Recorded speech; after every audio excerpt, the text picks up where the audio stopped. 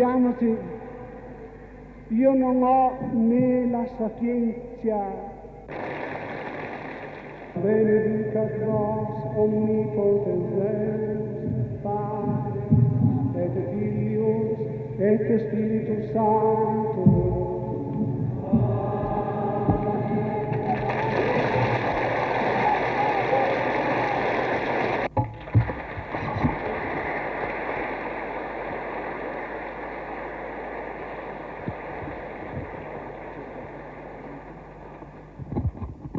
Pater et Filius et Spiritus Sanctus. Dio, gracias.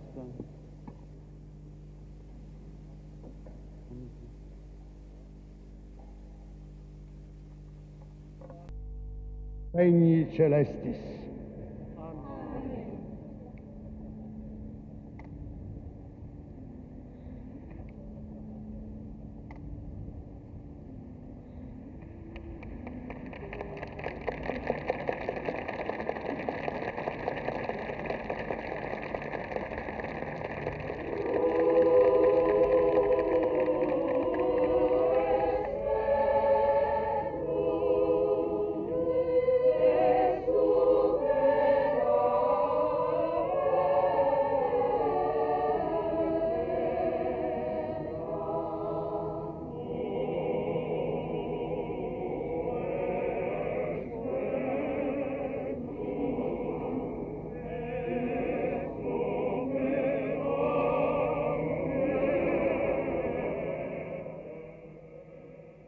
O altitudo divitiarum et sapientiae et scientiae Dei, quam incomprehensibilia sunt iudicia eius et investigabiles vie eius.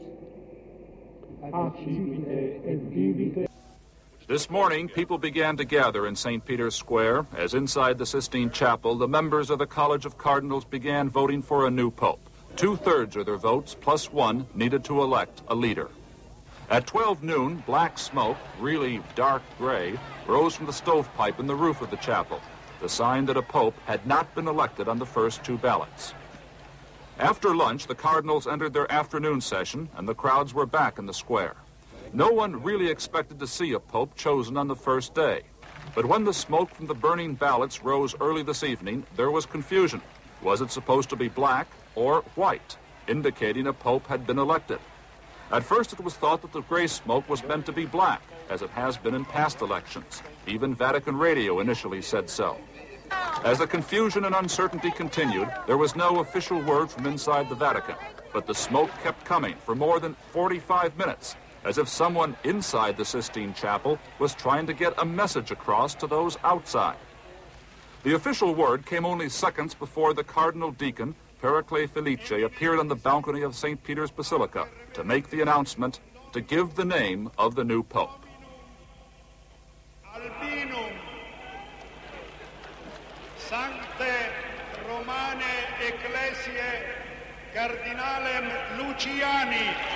Cardinal Luciani. Albino Luciani. Not one of the favorites to call. The name was a surprise. Cardinal Albino Luciani of Venice, an Italian, 66 years old.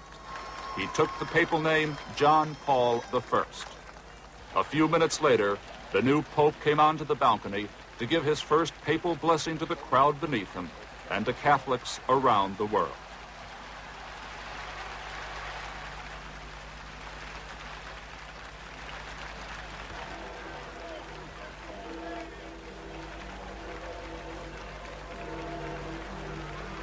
And so it was done. The Pope has been chosen. The church bells of Rome rang out the news. It happened much more quickly than anyone had anticipated. And with the name John Paul I, he is clearly a pope who intends to follow in the footsteps of his two immediate predecessors. Now, the 263rd Pope of the Roman Catholic Church. Garrett Utley, NBC News, the Vatican.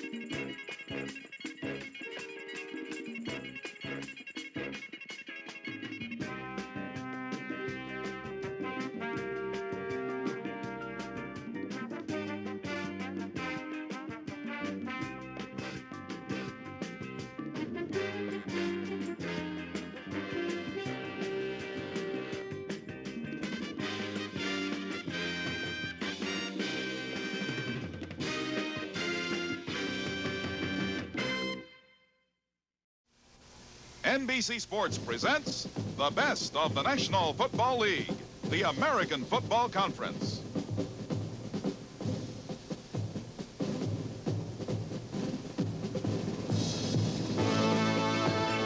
Pittsburgh Steelers leading Buffalo. This is Jay Randolph along with Mike Hapner. Tom Dempsey is kicking off for Buffalo.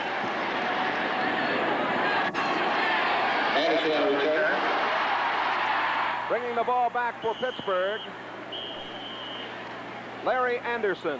And Anderson getting it over the 30-yard line. Oh, we're going to see Pittsburgh operate offensively. It was a scoreless first quarter.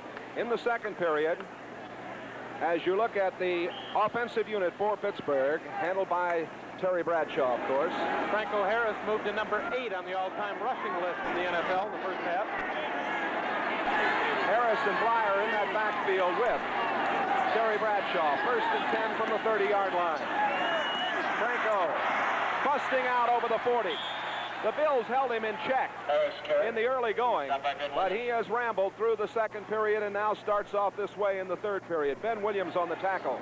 Franco Harris was the force in the first half. The 2 drives by Pittsburgh for the touchdowns led by number 32, and I'll give that guy the ball any day of the week.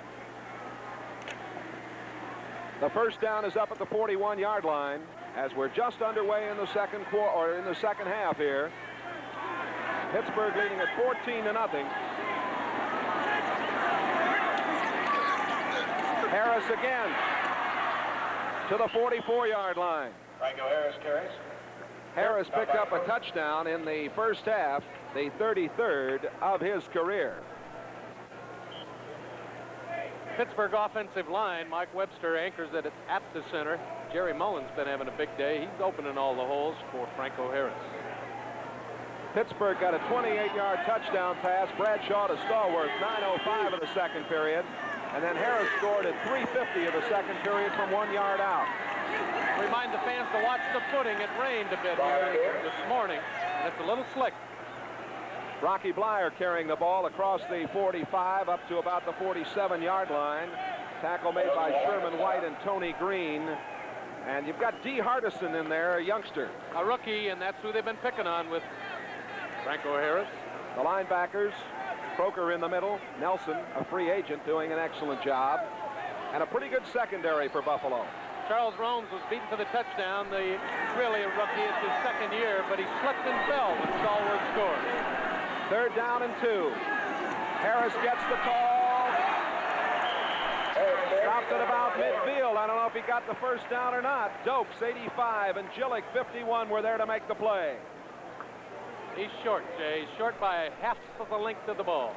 You might say this game this afternoon involves Chucks. There are 2 of them. On the right, Chuck Nolan, his 10th season. On the left, Chuck Knox, 46 years old, a native of Sewickley, Pennsylvania, outside of Pittsburgh, and a man who has a great challenge here. And, of course, we've got the new Chuck rule. 5 yards is all you can make contact in off the line of scrimmage offensively. We'll see those tight ends involved in the pass offense. We've already seen a couple plays where we've had a Chuck call past that 5-yard barrier.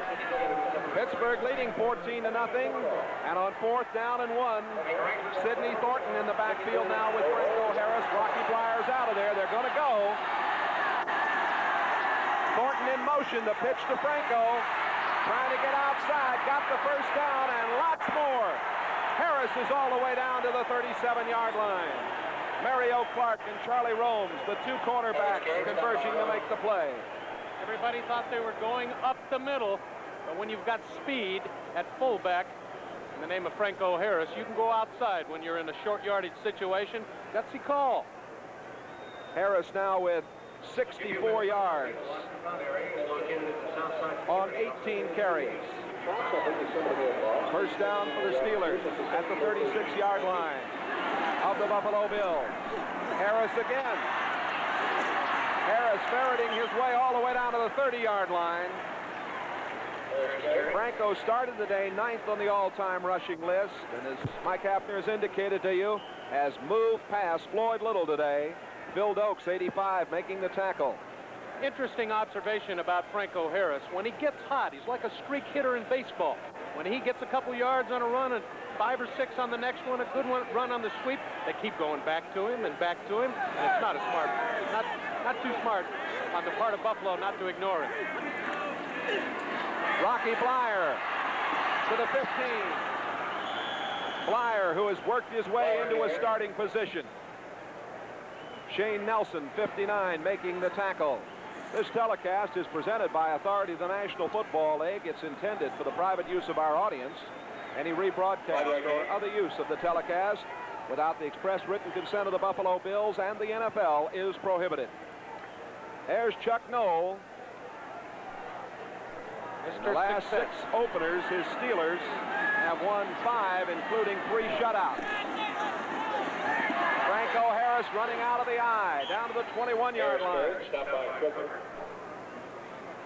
Harris gives you the power, he gives you the speed, and as big as he is and as fast as he is, he can cut and does it all. Ben Williams and Merv Croker. When you get the ball 20 to 25 times in a National Football League game, you better be tough and quick or they'll bury you. It's going to be 2nd down and 6 as we have 10 minutes and 10 seconds left to play in the 3rd quarter. Pittsburgh is leading at 14-0.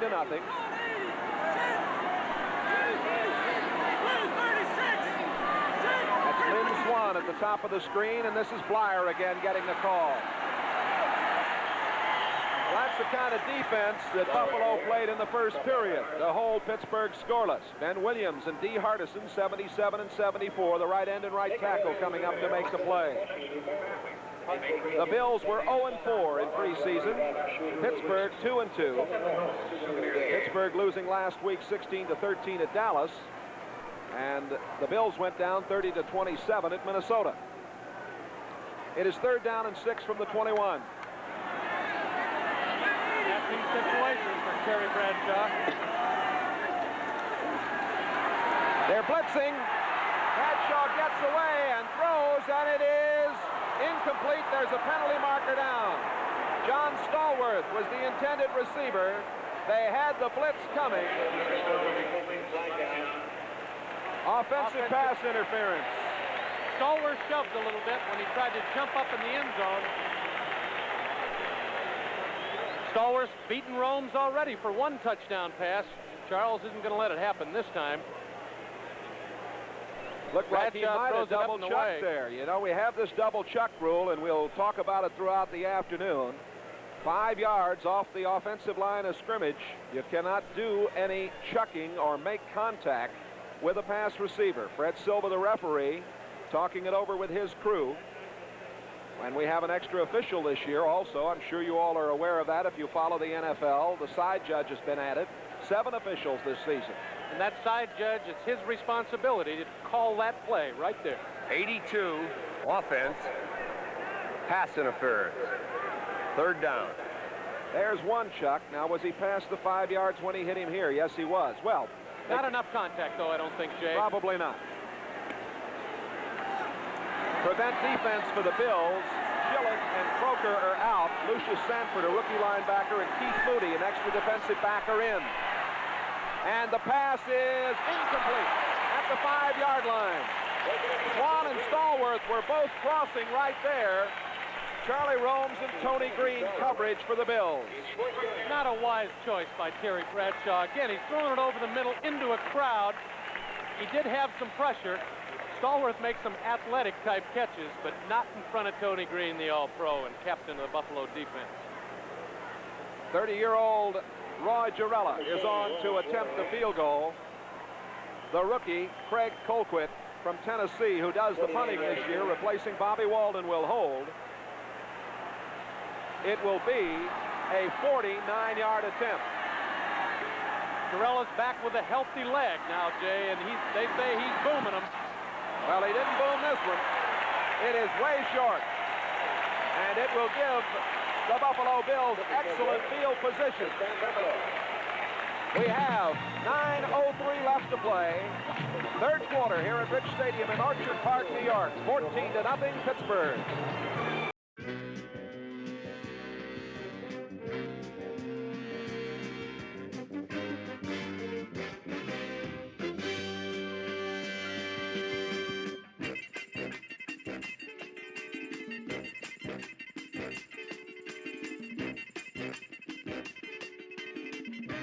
Here's one of the ageless wonders in the NFL. I'll tell you, it was my quarterback when I was a rookie, Jay, so you know how long he's been around. He and Chuck Knox have been friends for a long time. Munson looked very good last week against Minnesota. 2 touchdown passes. It is Ferguson quarterbacking here on 1st and 10 from the 31. And the handoff going to the #1 draft pick, Terry Miller, out of Oklahoma State. He was stopped on the play by Dwight White, 78. Joe DeLamielleure, number 68 for Buffalo, the offensive guard. Right over the top of Joe Green. He's trapping on L.C. Greenwood, 68, to open the hole with Jim Braxton leading. But look who slips in there. Dwight White, quick defensive lineman for the Steelers. The Bills are using Larry Walton, picked up this week, and Len Willis to carry the plays in. Walton, 49, is in there now with Frank Lewis, the former Steeler, 82 as a wide receiver. And that is Terry Miller. Some people say he's quicker getting through a hole than the Juice. You probably have to prove that here, but he had a very, very good opening series here today in the first half. Donnie Shell on the tackle, number 31, the strong safety, help from Jack Ham, number 59. Miller now on the afternoon has carried the ball for 42 yards in 15 carries. He's got a tough job filling the Juice's shoes, but he'll make them remember Terry Miller too. Braxton in the backfield, number 34, with Terry Miller. Miller getting the call and very close to the first down. I think he's got it at the 42-yard line. Dwight White, number 78, made the stop. This is the first time these two teams have ever met each other in an opener. There's Chuck Knox, 46 years old, a new challenge to build a team here, talking it over with Munson. He's armed with a long-term contract. Some say it's 6 years. David Mays, also the backup quarterback, number 10, that they picked up on waivers. Chuck's put on a little weight. The food up here must be good. They do have good food in Buffalo. 1st and 10 from the 43-yard line. Ferguson going to put it up. Has time. Throws. Man open and couldn't get it to Larry Walton. Penalty marker down back at the 31-yard line. It might be holding. There is Chuck Noll in his 10th season as the officials talk it over now. The referee is Fred Silva. The umpire, Ralph Forcroft. The head linesman, Norm Scragsit. The line judge, Jack Johnson. The back judge, Jim Kearney. The side judge, Bob Rice. Charlie Musser's the field judge. Coming up next, of course, we've got a rematch of last year's AFC Championship game for you right here on NBC this afternoon. The Raiders and the Broncos, Mile High Stadium, your hometown. Oh, that's going to be a war. The Orange Bronco Maniacs. Holding is charged. First down, 20.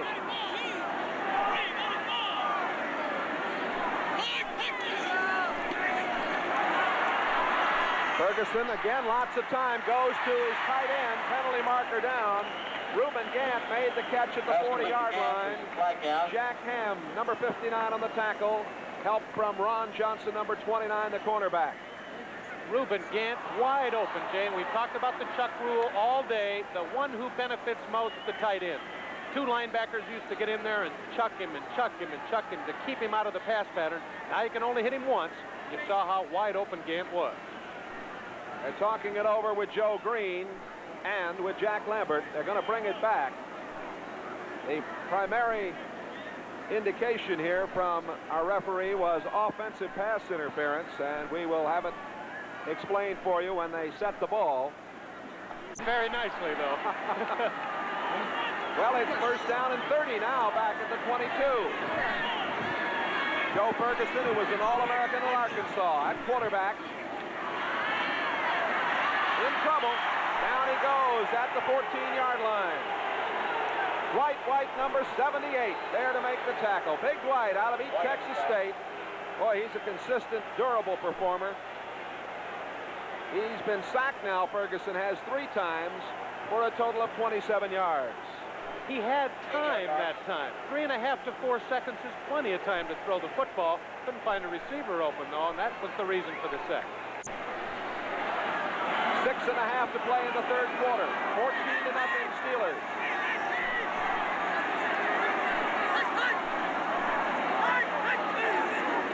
Terry Miller getting it, cutting it up the middle. out to the 25-yard line. Nice job as Jack Ham pulled him down. When you got 38 yards to go to a first down, you play a lot of prevent. Only a three-man rush by the Steelers, and that's what gave Terry Miller the little crack in the line to slip through. And at 195 pounds, he runs inside real well. Terry Miller's going to be a star, Jake. The Bills have Ken Jones back in at left tackle. He takes over there for the retired Dave Foley, of course. 3rd and 20. Let's call it 3rd and 25. Miller gets nowhere. Joe Green on top of him. Saw Dwight White having a word there with 73, Ken Jones. Again, 3rd and long, the three-man line, three-man rush. And, of course, they're going to pick up a couple yards, except Mean Joe Green slips in there and proves why he's been all-pro for a while. That is Rusty Jackson, a free agent who was with Chuck Knox at Los Angeles, did not play last year. 76, he had a punting average of 39 yards. Rudershan and Bell are back to receive the punt. Nice one. A good punt. And this is T. Bell at the 25, at the 30. Outside. He gets to the 34-yard line. Mike Brankowiak ran him out of bounds. Rusty Jackson were both Los Angeles Rams under Chuck Knox. Knox cut them both in 1976, both out of the game for a year, now back with Chuck in Buffalo. Well, you like to have some old friends around. Penalty will be stepped off against the Pittsburgh Steelers.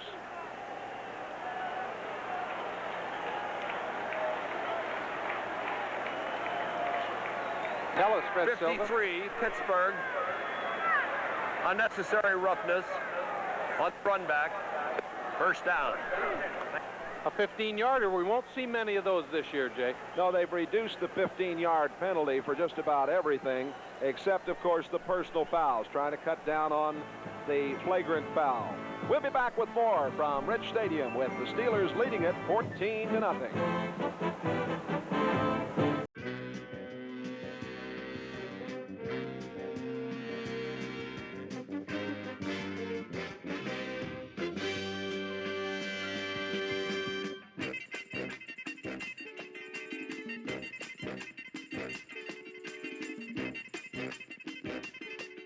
With Mike Hafner, this is Jay Randolph at Rich Stadium, Orchard Park, New York. Hope you're enjoying National Football League action with us wherever you are this afternoon. 1st and 10 from the 18-yard line for the Steelers. Bradshaw putting it up, and Franco Harris is there out to the 25 to the 27-yard line. Bill Dokes made the tackle. A very effective play to throw to that back out of there, and it's a pretty safe percentage shot, too, on first down if you want to go that way. When you're backed up against your own goal line, you want to throw the football. You want to get everybody deep, then slip the back out of the backfield so that you don't have a linebacker sneaking in to pick one off, because he'll score if he gets it. Nice call by Bradshaw. Nice game. They're permitting the extended arms and open hands with the pass blocking this year. You don't think those offensive linemen are smiling? Rocky Blyer. Looks like he got the first down. Hardison, Dokes, and Williams, 74, 85, and 77.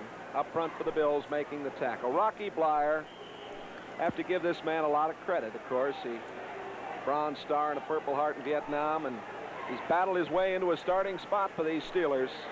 Franco Harris loves him. When you get a running back like that that can block for you in open holes, it's going to keep Rocky around for a long time. 1st and 10 from the 30. Going to the far side, intercepted. Tony Green. Green took it in front of Lynn Swan. Stepped out of bounds after he intercepted it, Jake. Tony Green comes up with his 34th career interception. What a performer he is. The Bills will have the football. Can't outfox him. Can't outfox him. He knows where they're going. It's 14-0, and we'll be back here right after these messages.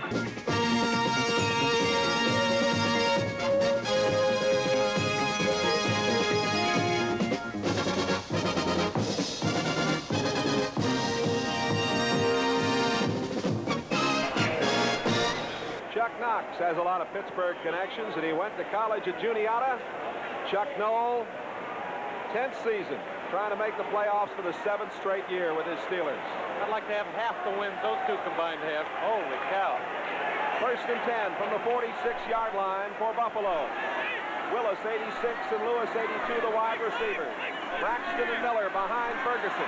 Ferguson on 1st down, throwing to Braxton. Braxton down to the 45-yard line. Into Pittsburgh territory. Jack Ham, 59, the linebacker on the left side, making the tackle. Joe Ferguson, excellent at throwing the short pass, picking up the back out of the backfield, the short hook. This time he drills Braxton square between the 3 and the 4. Interesting play. As you mentioned earlier, Jay, it's very safe. It's like a running play. Van Tarkenen made that one famous. Ball at the 46-yard line. We'll call it now 2nd down, 2.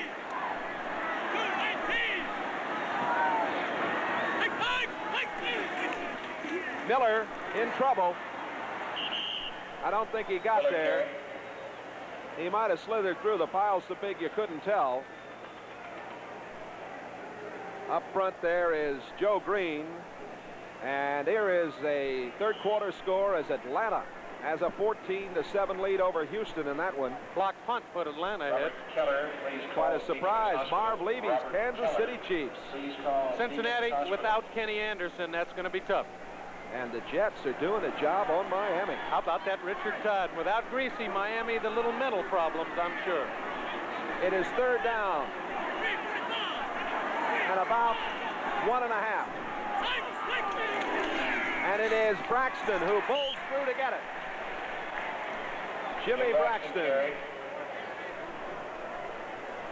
He looks to be short, Jay. Green Bay Packers looking very sharp in the early going. A couple of Chester Markle field goals. Los Angeles and Philadelphia doing battle in Philadelphia today. Frank Farrell, a pair of field goals for the Rams. There's the Cleveland-San Francisco score, 14-7 third quarter. Greg Pruitt and Ozzie Newsome. Watch that young man at tight end. There's the measurement for the 1st down, and the Buffalo club has it. You see Willis coming into the lineup. Willis and Walton. Now they don't have it. They do not have it. They are just about a foot short.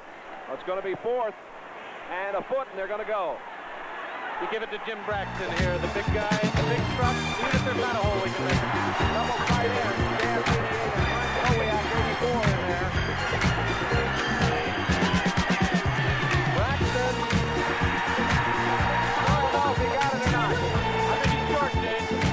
We're way on file. 68 L.C. Greenwood is right there. I'll let you look at it again. You be the judge. L.C. Greenwood, 68, broke down the blocking up in that short yardage bit in the front line. Great job by Jack Lambert. Jack Lambert up over the top. The main man for the Pittsburgh defense. He's the guy that stopped it. Oh, Jack Lambert. How would you like to have that guy for middle linebacker on your club? Ooh.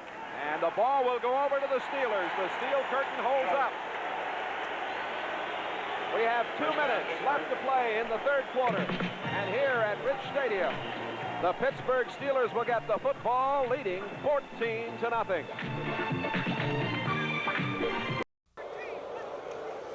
Richard Todd holds one back in the block. 4 on the back. Yes, sir. Here's one of the reasons the 3-4 is in vogue, but not with Pittsburgh. When you got a middle linebacker named Jack Lambert, you don't need to play the 3-4. He plays like about 3 or 4 linebackers there in the middle. That's the reason Pittsburgh's still with a 4-3. I don't blame him. The Steelers hurting a little bit at linebacker because Lauren Taves is out of there with a sprained ankle. And the Steelers also are hoping to get Jimmy Smith back pretty soon. He had a broken ankle. They expect him back in 2 to 3 weeks. On 1st and 10. A handoff going to Franco Harris again, and Shane Nelson, 59, the free agent linebacker, making the stop on Franco. The gain up over the 45 to the 47-yard line, where it'll be 2nd down and let's call it about 8. Here we are in the 5th game of the season, the first regular season game, 4 preseason games, and Franco looks like he didn't lose a step from last season. New 16-game regular season. Another innovation this year. On 2nd and 8, Franco Harris to midfield. Sherman White, 83, is there on the play. Phil Dokes along with 51, Dan Gillick. Gillick playing the right side linebacker spot. The Bills have Williams, Hardison, Dokes, and White up front. Now Lucius Sanford, the rookie, is in at right linebacker, number 57. Gillick has come off. 79 yards for Harris on 22 carries. It's a big afternoon, 22 carries already, and we still got another quarter to go. 3rd down and 6. Terry Bradshaw in a rush. Gets it away, and it is complete to Benny Cunningham, the tight end. Cunningham run out of bounds over there at about the 33. You're going to see more and more of that. Phil Dokes and Ben Williams were really rushing at Bradshaw, but he stayed cool here. Again, a reminder, that tight end, they can't hold him up anymore, and look how wide open Benny Cunningham was. I'm sure Terry Bradshaw is going to be thrown to that number 89 a lot this year, Jake. That was Doug Jones, number 24, there on the tackle. It is a first down for the Steelers. The ball down at the 33-yard line. Benny Cunningham out of Clemson. Tight end will be a force in the offense on every team in the NFL this year. Cunningham had a 17-yard average per catch last year. The gun sounded just before the snap. And we're through 3 periods of play. The Steelers have a 14-0 lead as we get set to go to the 4th period.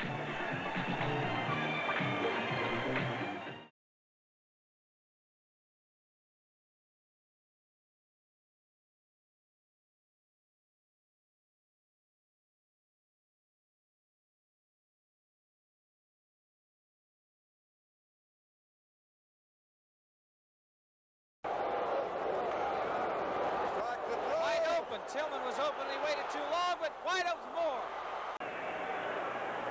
1st and 10 at the 33-yard line for the Steelers.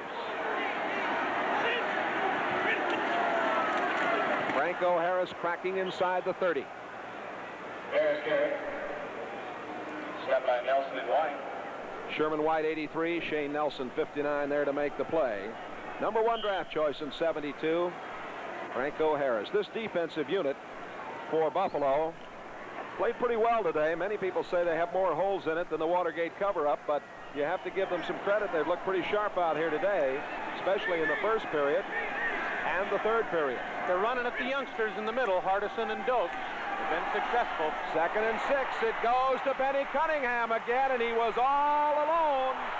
Penalty marker goes down at the 5-yard line. Again, the graphic example of that tight end not being held up on the line. And you saw how wide open he is. They're opening up the offense with this new Chuck rule. Oh, there wasn't anybody for 15 yards when Cunningham caught the ball. Tony Green's got a hold of him, but that big guy. Face masking will be called there. A little unnecessary roughness, too. Oh, Benny not very happy. I don't blame him. Let's listen. Defense, number 89, unnecessary roughness. 1st down. Watch again, Jay. He just tries to bash him in the face with the forearm. No, that's no good. And the referee right on top of the play. It was Doug Jones, number 24. Oh, it is 1st and goal to go. 2-yard line. Franco. No, that is Sidney Thornton. And Thornton, number 2 draft choice in 77. He played in 13 games last year. Thornton seeing some action, looking very good. They fooled me just like they fooled the Buffalo defense. You figure they got to give it to Franco down there. But no, Thornton built like a little fire plug. You better get low on 38, or he'll jack you right into the end zone. Oh, Harris, nice block to lead on middle linebacker Croker. He's tough to bring down. Oh. Girella will try the point after. Greg Colquitt will hold. And the crowd beginning to yell as Munson takes off his jacket down below it. The extra point is up and it's good, and it looks like we might be seeing Bill Munson come into this game for Buffalo. We've got 14 minutes and 12 seconds to play. We're in the 4th period. And the Pittsburgh Steelers have a 3-touchdown lead as they're shutting out Buffalo.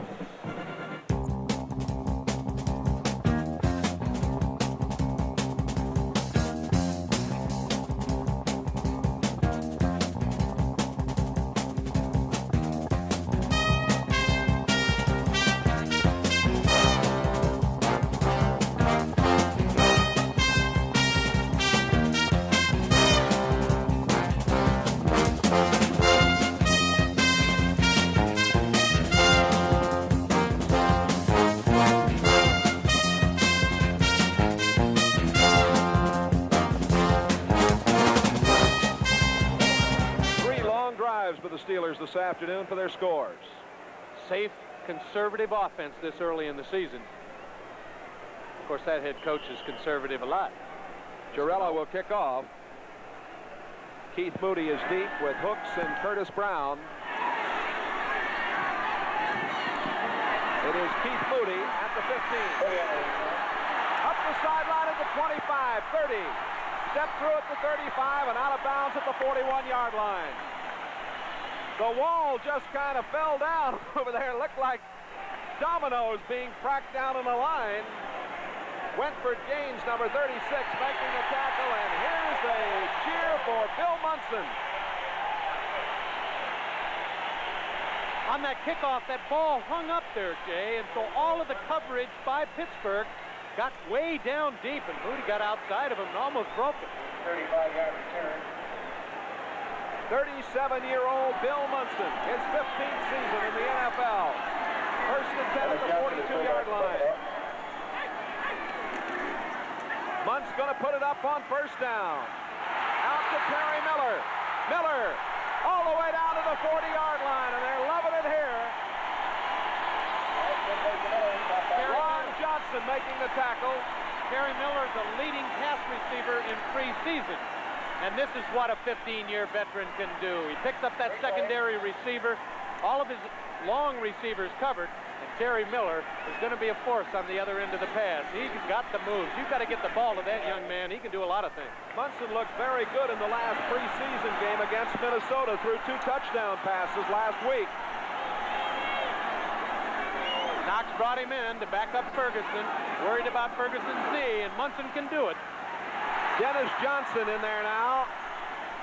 Johnson, a rookie, a number 3 draft choice from Mississippi State. A young man who rushed for more than 2,200 yards in a wishbone offense. Ron Johnson, the rookie, number 29, playing the corner, making the stop. Jay Randolph along with Mike Hafner here at Rich Stadium.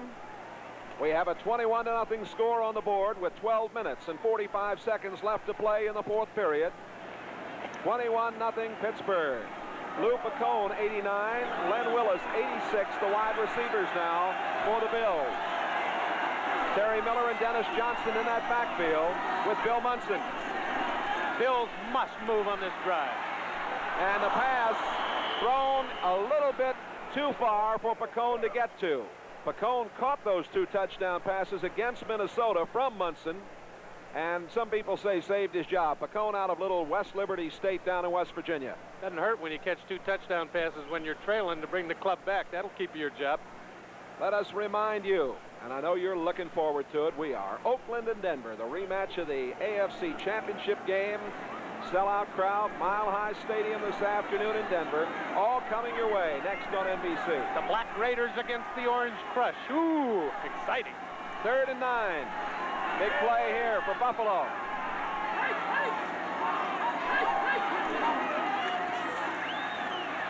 Munson.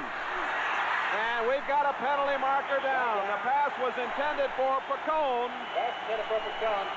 Was it offensive pass interference or defensive pass interference? Mel Blunt on the coverage. We have to wait this year. If, in fact, the defensive back has position, I think Pacone used him to make the break outside, but we're going to have to wait and see. No, it's against the Steelers. It is against the Steelers. Mel Blunt, the 9-year veteran who plays the right corner. Can't touch him after 5 yards, Jay, and he bumped him. They'll catch you. Defense, 47, illegal chuck, first down. And the first down at the 34-yard line. Again, a quick explanation. You cannot hit the receiver after he has gone 5 yards past the line of scrimmage. That was the call against Mel Blount, former Defensive Player of the Year in the AFC. Willis, 86. Lewis, 82, the wide receivers.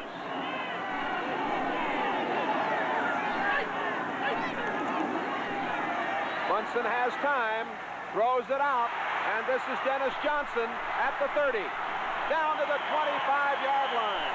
Well, Johnson at 6'3" and 220 is a big back, and you saw him run well before Blount made the stop. An interesting observation on a veteran quarterback. Not one single running back caught a pass in the first half for Buffalo. Bill Munson comes in. We got one to Terry Miller and this one to Dennis Johnson. You see what a veteran quarterback can pick out. Well, Ferguson has played for 6 years, so you have to wonder. 11 minutes and 45 seconds left to go in this game. And the Buffalo Bills on the move, down 21-0. The first drive of the day.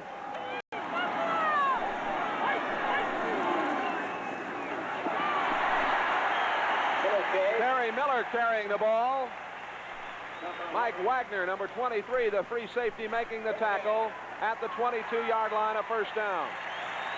Miller runs a 9.400. Lyle Alzado of the Denver Broncos told me he gets to the hole quicker than any back he has ever seen. And that's quite a statement for a rookie out of Oklahoma State. Clock is running as we have 11 minutes left to play in this game. Lewis going wide to right, a former Steeler receiver, now here with the Bills.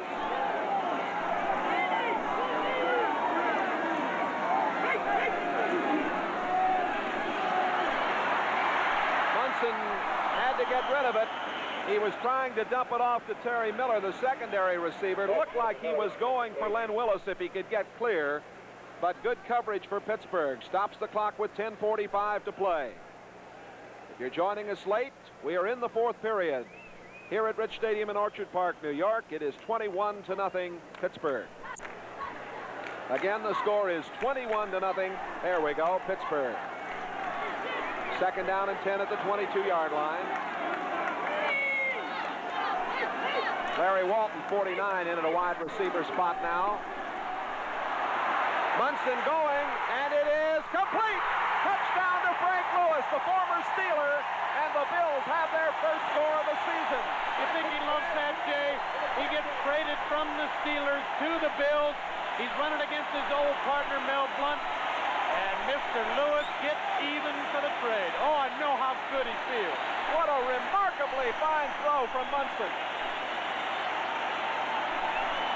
Bills' first touchdown under Mr. Chuck Knox. Here we look again. The veteran lays it up because he knows he's got him beat by 5 yards. What a perfect throw. Oh, Billy Munson. Tom Dempsey will attempt the extra point. And you'll see Bob Chandler in there to hold. Chandler not playing because of an injured knee. The kick is up, and it is good. So the Bills have battled back into it. We still have 10 minutes and 40 seconds to play here. It's 21-7 Pittsburgh.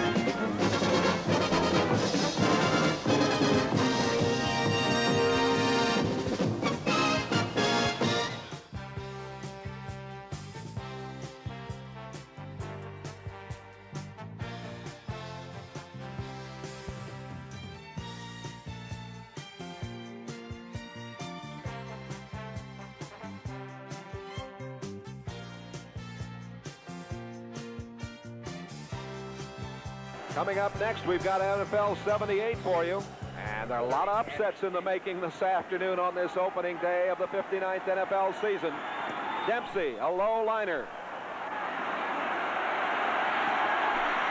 Anderson coming back. Larry Anderson steps outside, but is hit on a fine play by Mario Solano. Solano, a rookie, picked back up this week after he'd been put on waivers, makes a fine play. We're talking about NFL 78 coming up, talking about the upsets. We may also have an opportunity to take you down to Shea Stadium where the Jets are doing a job on Miami. Let's take a look at that final touchdown. Munson's so cool. He almost got knocked down.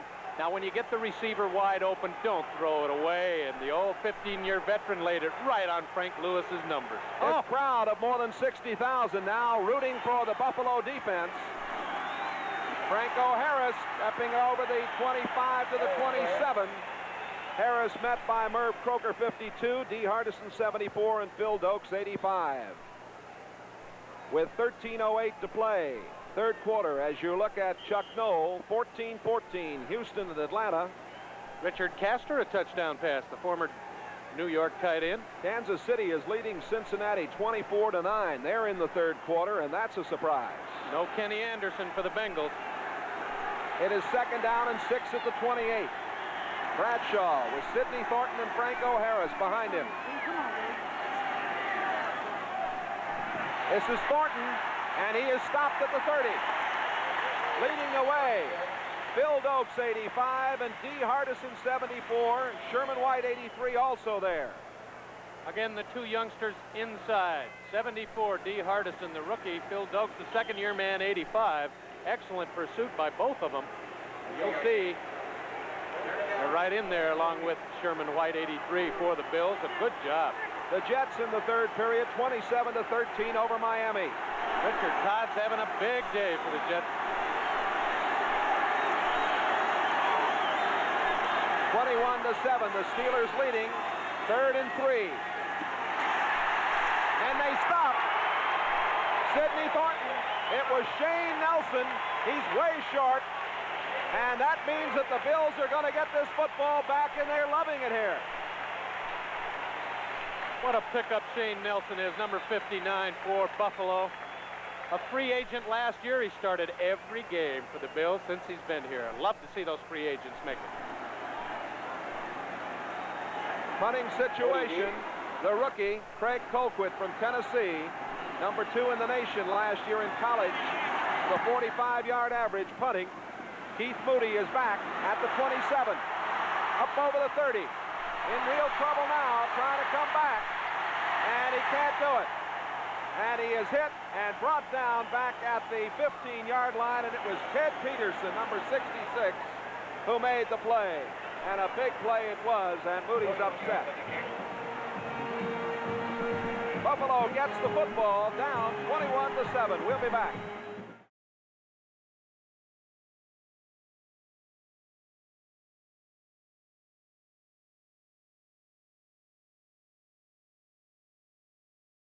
The two Chucks, Chuck Knox. Got a lot of people excited here in Buffalo. A new coach, Chuck Noll, his club. Not easy to come in here and play a newly put together team.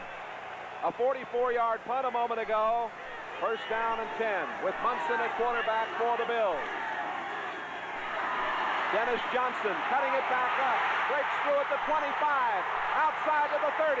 The 35, the 40. The 45-yard line. Mel Blunt, number 47, ran him out. A great block by Len Willis, 86. We're going to show it to you. I love it when wide receivers make blocks. Dennis Johnson, the rookie, and when you judge a running back in the National Football League, you judge him on his cutbacks, and that's what makes the run. He cuts away from Jack Lambert into that secondary. That's what sprung him.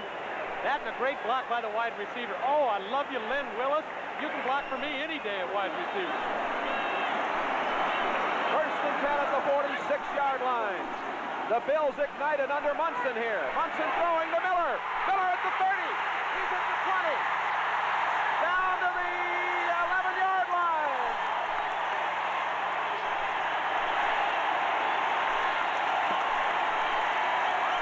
Oh, can Miller move with the ball? No, has Billy Munson gotten him fired up? You want to get a running back with that kind of speed isolated on the linebacker. Robin Cole couldn't handle him for Pittsburgh, and Mr. Miller, 40, wide open. And if he wouldn't have tripped, Jay, right there, to see where Cole just catches him, he'd have gone all the way in the end zone. And I see down below us the lone figure of Joe Ferguson at the 40-yard line, wondering why he couldn't do this. First and 10 at the 11-yard line. Activity at the line of scrimmage. Looked like McKenzie and Devlin stepped up for the Bills. St. Louis and Chicago now are 3-3 in their game in the second period. That game at Chicago. Battle of field goal kickers.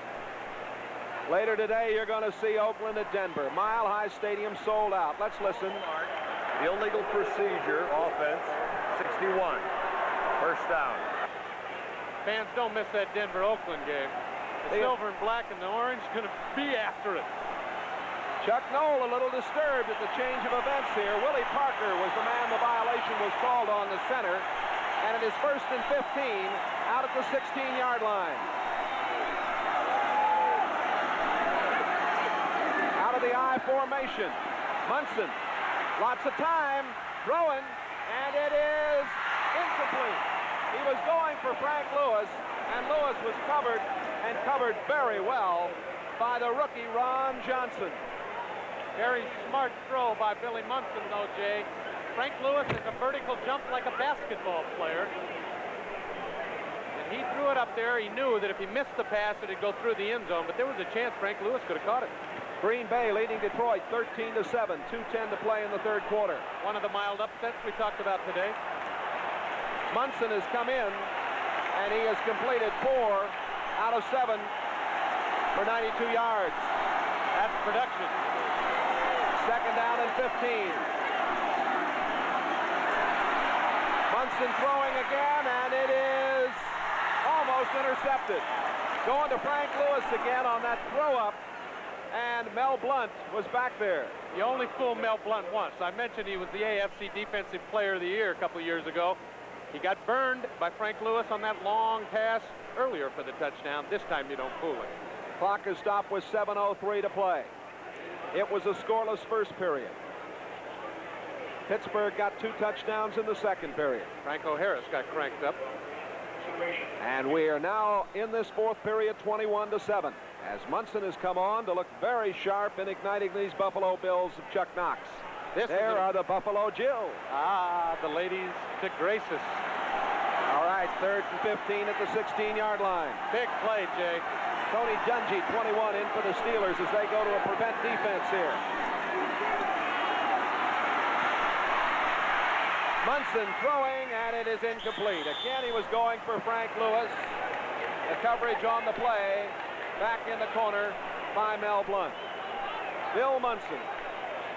This is Jay Randolph, and I'm working with former Denver Bronco receiver, Mr. Mike Hafner. We hope you're enjoying it. It's been a good football game, and they're giving Munson a standing O.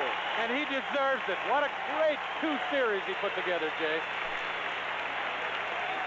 Tom Dempsey has come on to attempt the field goal as you see Munson talk things over with his old friend Chuck Knox. They are definitely friends, too.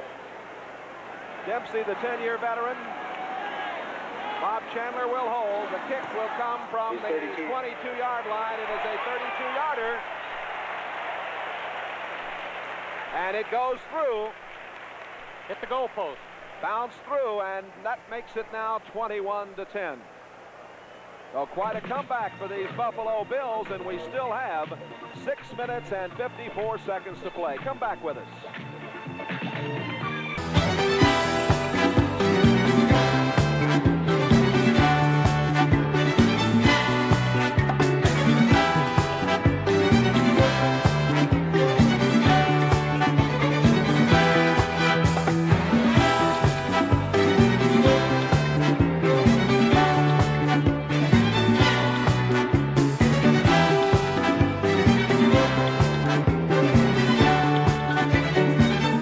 Dempsey, who almost wasn't here for today's game, kind of bounces this one through, banks it off the right upright. They all look like they go straight through on the scoreboard. Dempsey kicks off a low line drive. Larry Anderson. Anderson at the 20, out to the 27-yard line. Number 56, Tom Ellers. 4-year man from Kentucky there to make the play. Well, you see the Bills scoring drive. And we can tell you now that Atlanta has a 17-14 lead over Houston in the third period. Pat Leahy has kicked a field goal for New York. It's 30-13 with 14:50 to play in the fourth period. The Jets over Miami. And that one's not a mild upset, Jay. Bradshaw, quarterback, 1st and 10 from the 27-yard line. Sidney Thornton comes out of there and gets a first down at the 38-yard line. Merv Croker, the middle linebacker, 52, finally brought him down. We've seen Sidney Thornton for the Steelers, and for the Buffalo Bills, Dennis Johnson, two pretty good-looking performers. As we remind you, NFL 78 will be coming up right after this. We'll bring you up to date on what has been happening today in pro football and get you all set for that big one coming up between Oakland and Denver. And the fans will be surprised at some of those scores on the scoreboard from NFL 78. Steelers need to control the ball on the ground, Jay. They don't want to give it back to that fired-up Buffalo offense. They're calling on Sidney Thornton again. And a good job is done by Lucius Sanford, the rookie linebacker from Georgia Tech. The Bills have high hopes for Lucius, number 4 draft pick. Chuck Knox said he looks a little bit like Tom Jackson of the Denver Broncos. Great quickness and speed to the outside. You can see, you saw him trailing just at the back corner of your screen. He catches up with the running back and shoves him out of bounds. That's quick. He'll knock your socks off if you let him. Ooh, he's tough. He's going to be the starter pretty soon. Gillick's in for a tough battle at that spot. $64,147 paid here at Rich Stadium today. The stadium seats 80,000. And a lot of people, I think, will be coming back. They've enjoyed these young Bills of Chuck Knox. They really have. They'll tell their friends. They'll get 85 here a couple times. On 2nd and 10, Harris is in trouble. Down at the 42-yard line. Shane Nelson and Lucius Sanford, the two linebackers on the outside, converging to make the play. I want to say this about these Pittsburgh Steelers. They've made some subtle changes. And certainly they look very, very good. You got Franco Harris in the backfield. You're going to be a contender no matter what happens. And he's been the force today. He was in there in all the drives that resulted in the 21 points for the Steelers. 30 carries today. Sam Davis and Rocky Bleier are the only players on the field pre-Chuck Knox, or Chuck No. 3rd and 7. Penalty markers are down. Bradshaw throws to Franco Harris. He's got it at the 47-yard line and down to the 45. Hit by Lucius Sanford. But we'll have to check the penalty action out.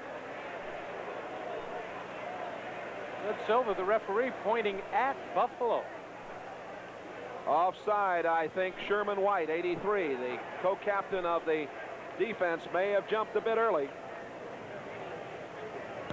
Defense, number 83, offside, refused. First down. First down. 4 minutes and 17 seconds remaining to be played. Next week, the Buffalo Club will go against the New York Jets right here. That is a late start, a 4 o'clock game. The Jets playing Miami and beating them today, as we told you. Pittsburgh Steelers meet Seattle Seahawks at Three Rivers down in Pittsburgh. A lot of Pittsburgh fans up here today. 1st and 10 as the pitch comes to Franco Harris. He's at the 45, to the 43, to the 42. Lucius Sanford is there again for the Bills. Sherman White, 83 also. Sanford, number 57, has been bothered by a bruised shoulder. They really think he's going to be a great one. Number 4 draft choice. Quickness at the outside linebacker is all important. You've got to be able to get out there and stop that outside running play. And look at how quickly he gets to Franco Harris. That young man, 57, is going to play some football in this league. The Bills defense missing Mike Kadish, who is not at liberty because he doesn't want to play under his contract term. He has filed a grievance, we have heard today, with the National Football Association. And it'll be very interesting to see what happens with that story. Franco Harris to the 40-yard line. Picked up about a yard. Merv Croker, the first man to hit him. Dee Hardison, the young rookie, number 74 for the Bills, who's looked good today at that right tackle spot, also there. What a job Chuck Knox has done with this Buffalo defense. The youth on that defense is amazing, and as well as they have contained an outstanding Pittsburgh offense today, I give Chuck Knox tons of credit. Many people may remember that he was the man that built the offensive line that protected a man named Joe Willie Namath, who you're going to see on NBC this fall. He kept him in the league for 12 years. Theo Bell, 83, is in the lineup now for Pittsburgh. On 3rd and 4, the throw is to the tight end, Benny Cunningham again. Well, when he's had two today, Bradshaw's gone to Cunningham. Croker and Jones make the tackle. First down. Really a change for Terry Bradshaw. He hasn't been the type of quarterback that would throw to the tight end. But with this new Chuck rule, again, I told you they can't hold up that tight end. Look at how open Cunningham is. We're going to see that in the NFL all year. Tight ends wide open. A couple pretty good ones coming up in that Bronco-Oakland game, huh? Oh, boy, I'll tell you. Odoms and Casper, goodness sakes. First down at the 13-yard line. 2 minutes and 48 seconds to play in this game.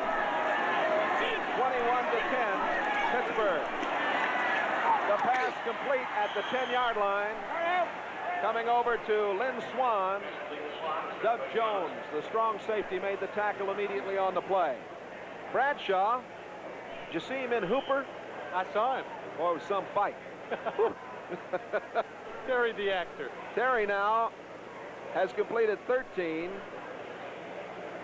out of 18 for 202 yards. Pretty good day. That's the kind of afternoon Chuck Noll wants out of him, and he got it. And Franco Harris held up the other end with the running. And that's what makes the Steelers awesome on offense. They just keep coming at you. He had his left wrist injured much of last season, of course. 2-minute warning being given. The benches get the word, and we'll give the word to you.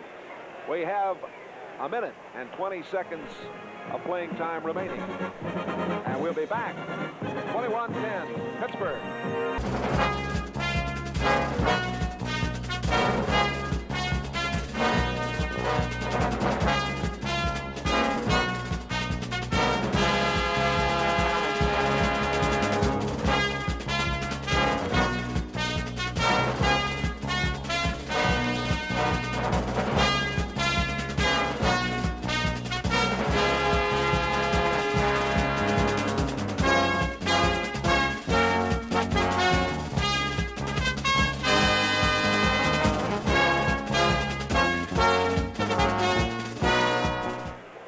And 20 seconds left to play, not 1 minute and 20 seconds. I think I said when we went away. There's the score, 21-10. Pittsburgh leading it and driving. They have the ball at the 10-yard line. 2nd down and 7 coming for them. This is Jay Randolph along with Mike Hafner. Hope you've enjoyed it. What an impressive day for the Pittsburgh offense and the team as a whole. Very workman-like job, and Buffalo, I'm surprised. They're going to beat some people, Jay. I think a lot of people are surprised at this Buffalo club this afternoon. Activity at the line of scrimmage and illegal procedure against Pittsburgh. Which lineman picked up his hand before the snap? We'll find out from Fred Silver. Ball start, illegal procedure, 12. Oh, Terry forgot Terry the snap count. Terry, you called it on 2, not on 1. The new official this year, the side judge, Mike, he really helps alleviate what was kind of a blind spot for the officials. The tight ends were complaining about being held all the time. That new side judge will watch him closely. 2nd down and 12 out at the 15-yard line. Bradshaw throwing and in for the touchdown. Theo Bell. Charlie Romes was beaten badly on the play. First touchdown ever for Theo Bell. Heard all last year.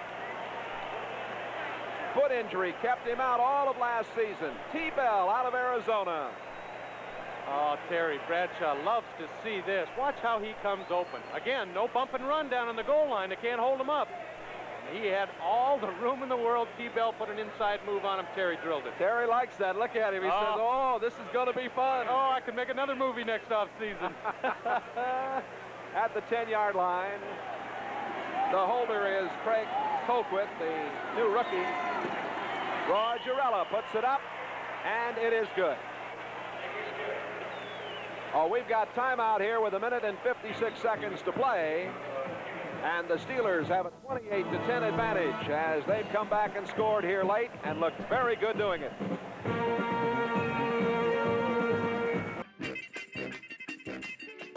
As he completes this is about a three-step drop, set, and fire. You've got to put something on it down there, even though he isn't thrown that far, because you have to.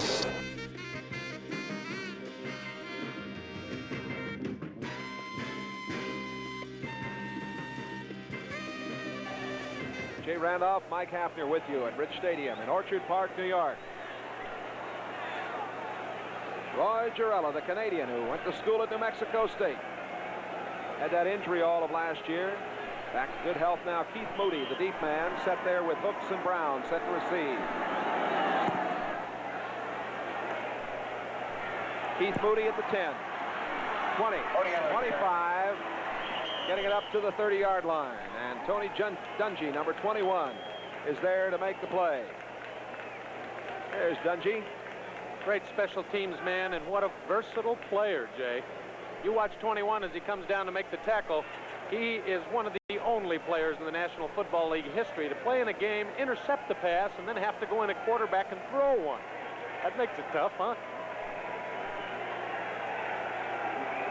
Another long scoring drive for the Steelers. What a machine on offense. When they get it cranked up, oh.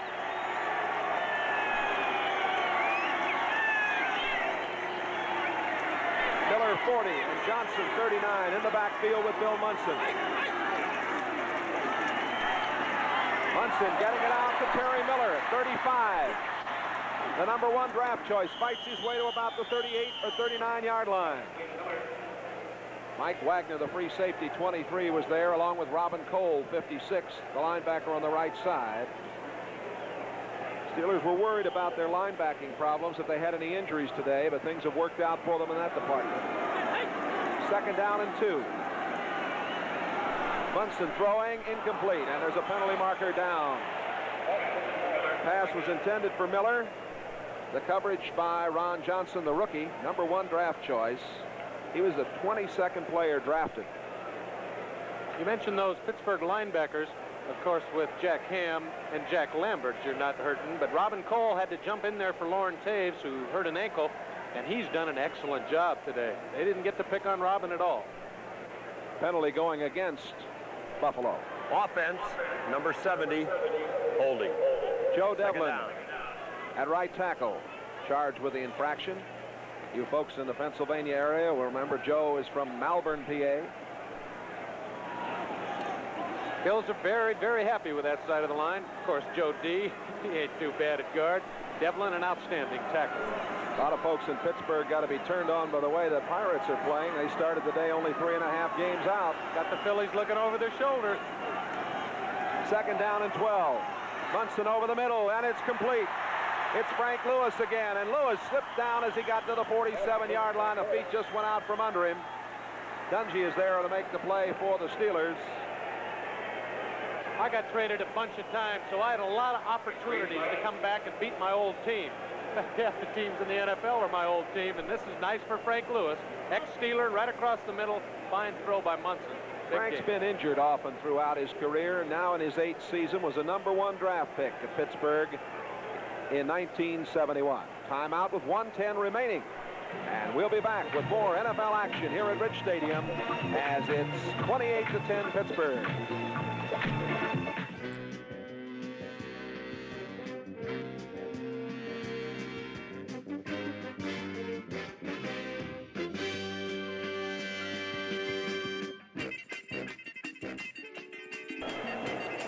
.70 seconds to play now as we come back to the action with the Bills. 1st and 10 at the 47-yard line of the Steelers. Bill Munson came in here and looked very sharp. Outstanding stats in a relief job.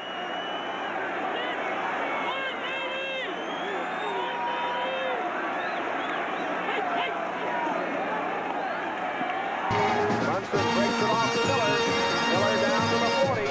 Out of bounds right there. Talk about Miller's quickness. You see that big middle linebacker, number 58, Jack Lambert. He didn't get out quick.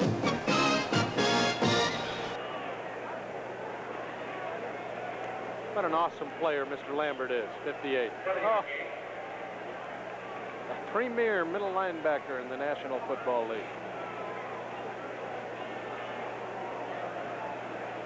He's got to be in a better frame of mind. This time last year is involved in that holdout situation and everything. Second down, 3 at the 40. Does he have a good frame of mind? I think he's mad all the time. He plays. Munson steps up and throws, and it is incomplete. He was going for Dennis Johnson, the rookie, coming out of the backfield. Johnson's looked impressive in here. Played the wishbone at Mississippi State. Coverage there by Jack Ham, 59. Tough on those wishbone running backs coming into the National Football League. A lot of times you don't know what they do in that pro set. Johnson, a nice find. They're announcing some scores here, and we'll be bringing you up to date just a few moments on NFL 78. There are some startling things happening around the league on this opening Sunday of the 59th NFL season schedule. 3rd and 3.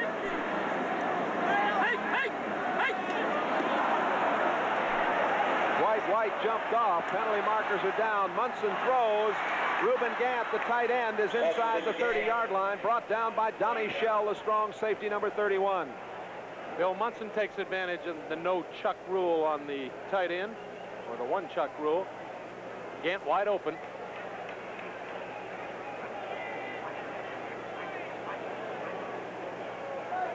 Referee Fred Silva. Refused. The defense offside, refused, and a first down. Chuck Knox, he was an assistant at Wake Forest, actually starting his coaching as an assistant coach in Tyrone, Pennsylvania. Then he went on to Elwood City. Started in the college ranks at Wake Forest. He's been around. You know all that area. I do. That's your home. That's your home area. Good country down there. First and 10 from the 29-yard line. Munson in trouble. He got it away to Miller. Miller breaks through at the 20. Spins away at the 15, the 10, the 5, down to the 3. A great job by Munson getting the ball away, and boy, did Miller do a job. Mike Wagner made the tackle. Gaines is shaken up a little bit for Pittsburgh. We're talking to Chuck Knox. You got to get the ball to Terry Miller, number 40, in the open, and he did it. What a great throw by Munson. Now look at all those moves that youngster out of Oklahoma State's got. Oh! Winford Gaines, number 36. Mambo Gaines shaken up on the play. Ralph Berlin, the trainer for the Steelers, out attending to him. He's all right. He's a third-year rookie, really. Got 2 rookies on that corner. He was out with a hamstring injury in 76 and injured with an ankle injury all of 77. So Mambo is finally getting a chance to play, and he said, gee whiz, don't take me out of here. Steeler fans are going to watch that cornerback position over there. Got 2 youngsters playing, and that might be the weakest part of the Steeler defense. Well, Ron Johnson, the rookie, was far and away the best rated college defensive back in the Plesto scouting system, which the Steelers use, and they went after it. 39 seconds remaining. Double tight end set for the Bills. Reuben Gant and Mike Frankowiak, 88 and 84 in there.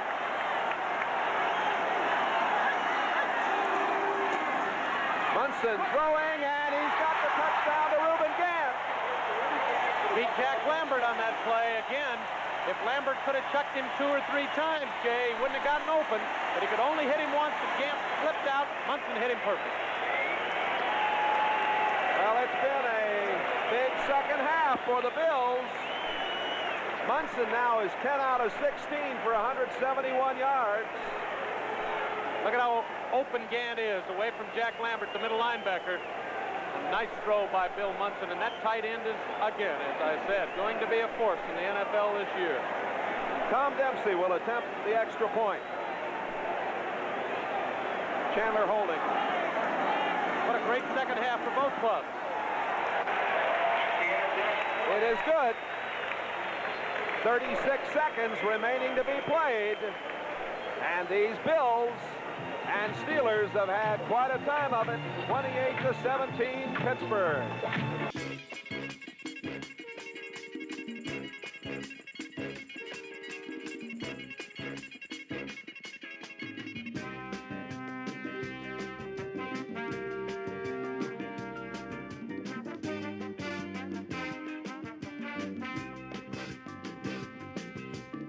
It took the Bills a minute and 20 seconds to go 69 yards. Comes that onside kick. Onside kick. And everybody was set for it, and there's no problem for the Steelers. Coming up with it, number 72, Jerry Mullins, the 8-year man from USC. You know, Mullins is a guy who's really coming into his prime. And what a compliment to an offensive guard to put him up there in an onside kick situation. Say, Jerry, you've got good hands. You can play there. Kolb, Davis, Webster, Mullins, Brown. Outstanding group up front there. 34 seconds remaining to be played.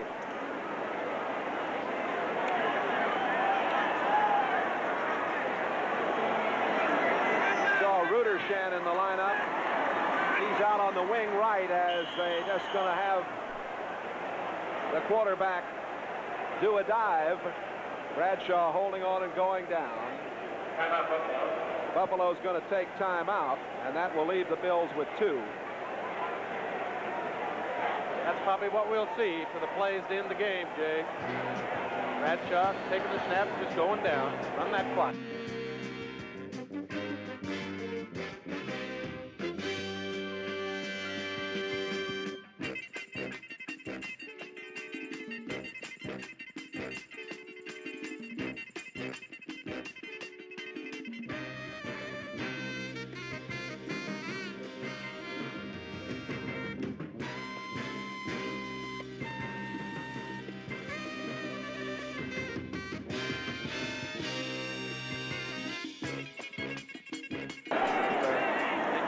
Back together for San Diego and Denver. That'll be great. Don't forget, coming up, it's Denver and Oakland, the second half of our doubleheader. Bradshaw holding on again. Clock running down now to 20 seconds. Oakland and Denver. Can the Broncos do it again? Oh, don't put me on the spot like that when those two get together. Oh, it's in Denver. They'll have the edge there, but the Raiders, remember, Broncos beat them 2 out of 3 last year. And the Snake, he doesn't forget. No. Kenny Stabler. Well, it's coming to a close. This crowd of more than 64,000 enjoyed it here this afternoon. They saw quite a football game. The real difference was 14 points in the second period that Pittsburgh put on the board. That is the end of the game.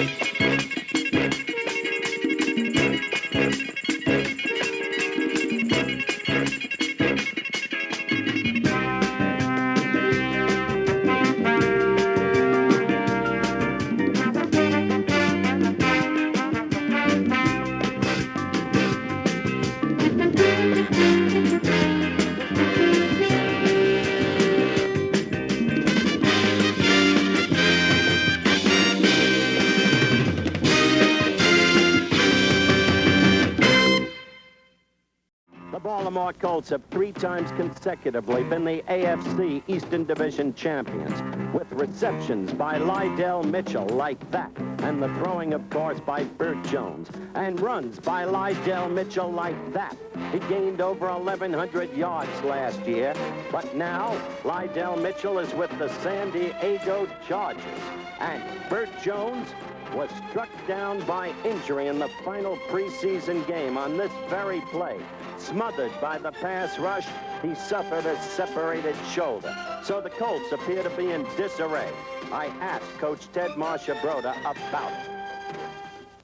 Teddy, Monday Night Football begins tonight. The Colts have the unhappy task of facing the Super Bowl champion Dallas Cowboys without the injured Bert Jones and without the departed Lydell Mitchell. Thus, it's been said your team is in chaos. True or not true?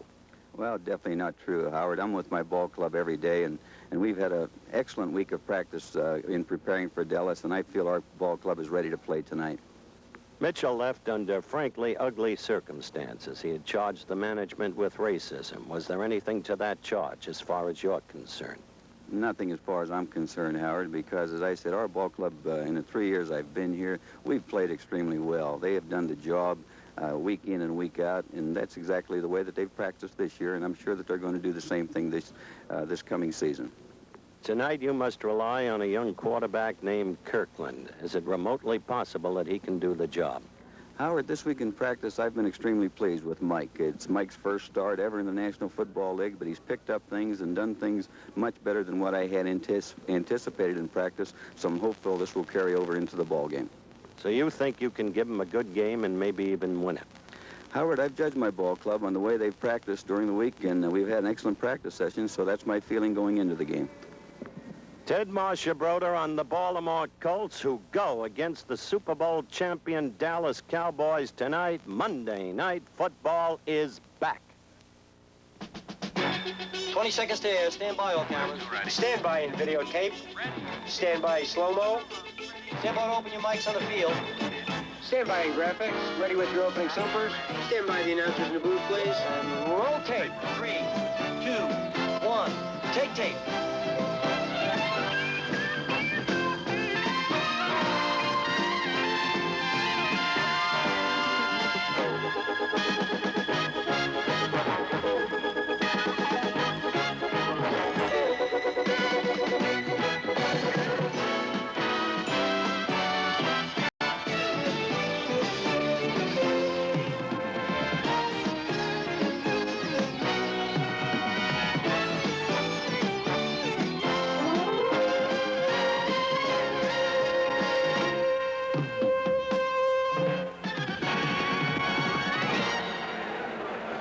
Live from Texas Stadium in Irving, Texas, the season premiere of ABC's NFL Monday Night Football.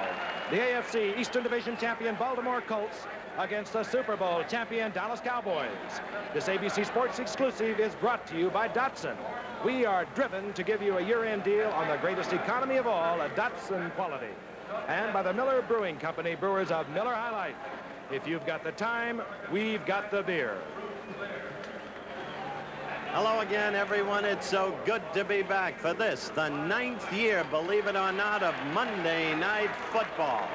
And, of course, Teddy Marchibroda probably set our storyline for the evening. We'll get to that in a moment. I just want to say that we think we've got the greatest year yet of Monday Night Football, and it's not an on-air promotion. Let me explain why. An expanded season, 16 Monday night games, 4 specials, 3 Sunday night games, 1 Thursday night games that have matchups like these. Pittsburgh at Los Angeles, Denver in a reprise at Oakland, and New England at Oakland, and that's bound to be a stormy one. About tonight, and Teddy Marchibroda setting the storyline, Well, we've established it for you. The Colts, despite Teddy's disclaimers, appear to be in total disarray. They've lost 5,000 yards in a single season. 11 men with the Colts a year ago gone.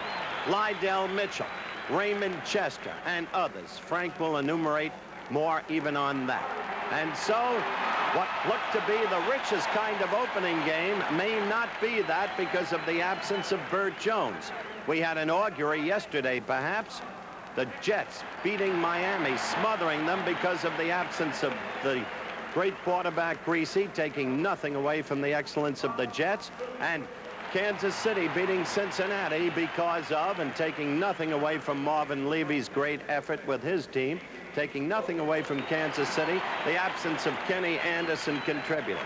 A further problem, Dallas hasn't lost an opening day game since 1964. They lost that game with a quarterback who is back where he belongs. Dandy Don Meredith. Absolutely.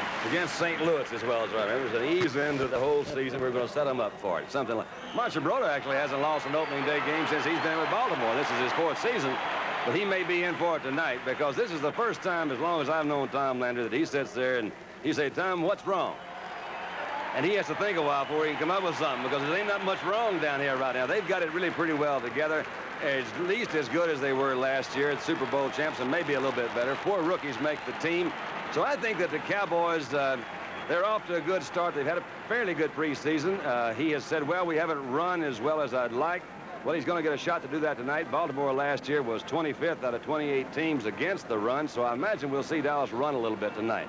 The thing I'm pleased with that Tom, in my opinion, after 2 Super Bowls and a great career down here, has now moved himself into position to become a legend. Now, to really be a legend, you got to have a one-liner, something like, I shall return, or I never met a man I didn't like, or, well, I don't know, winning is everything.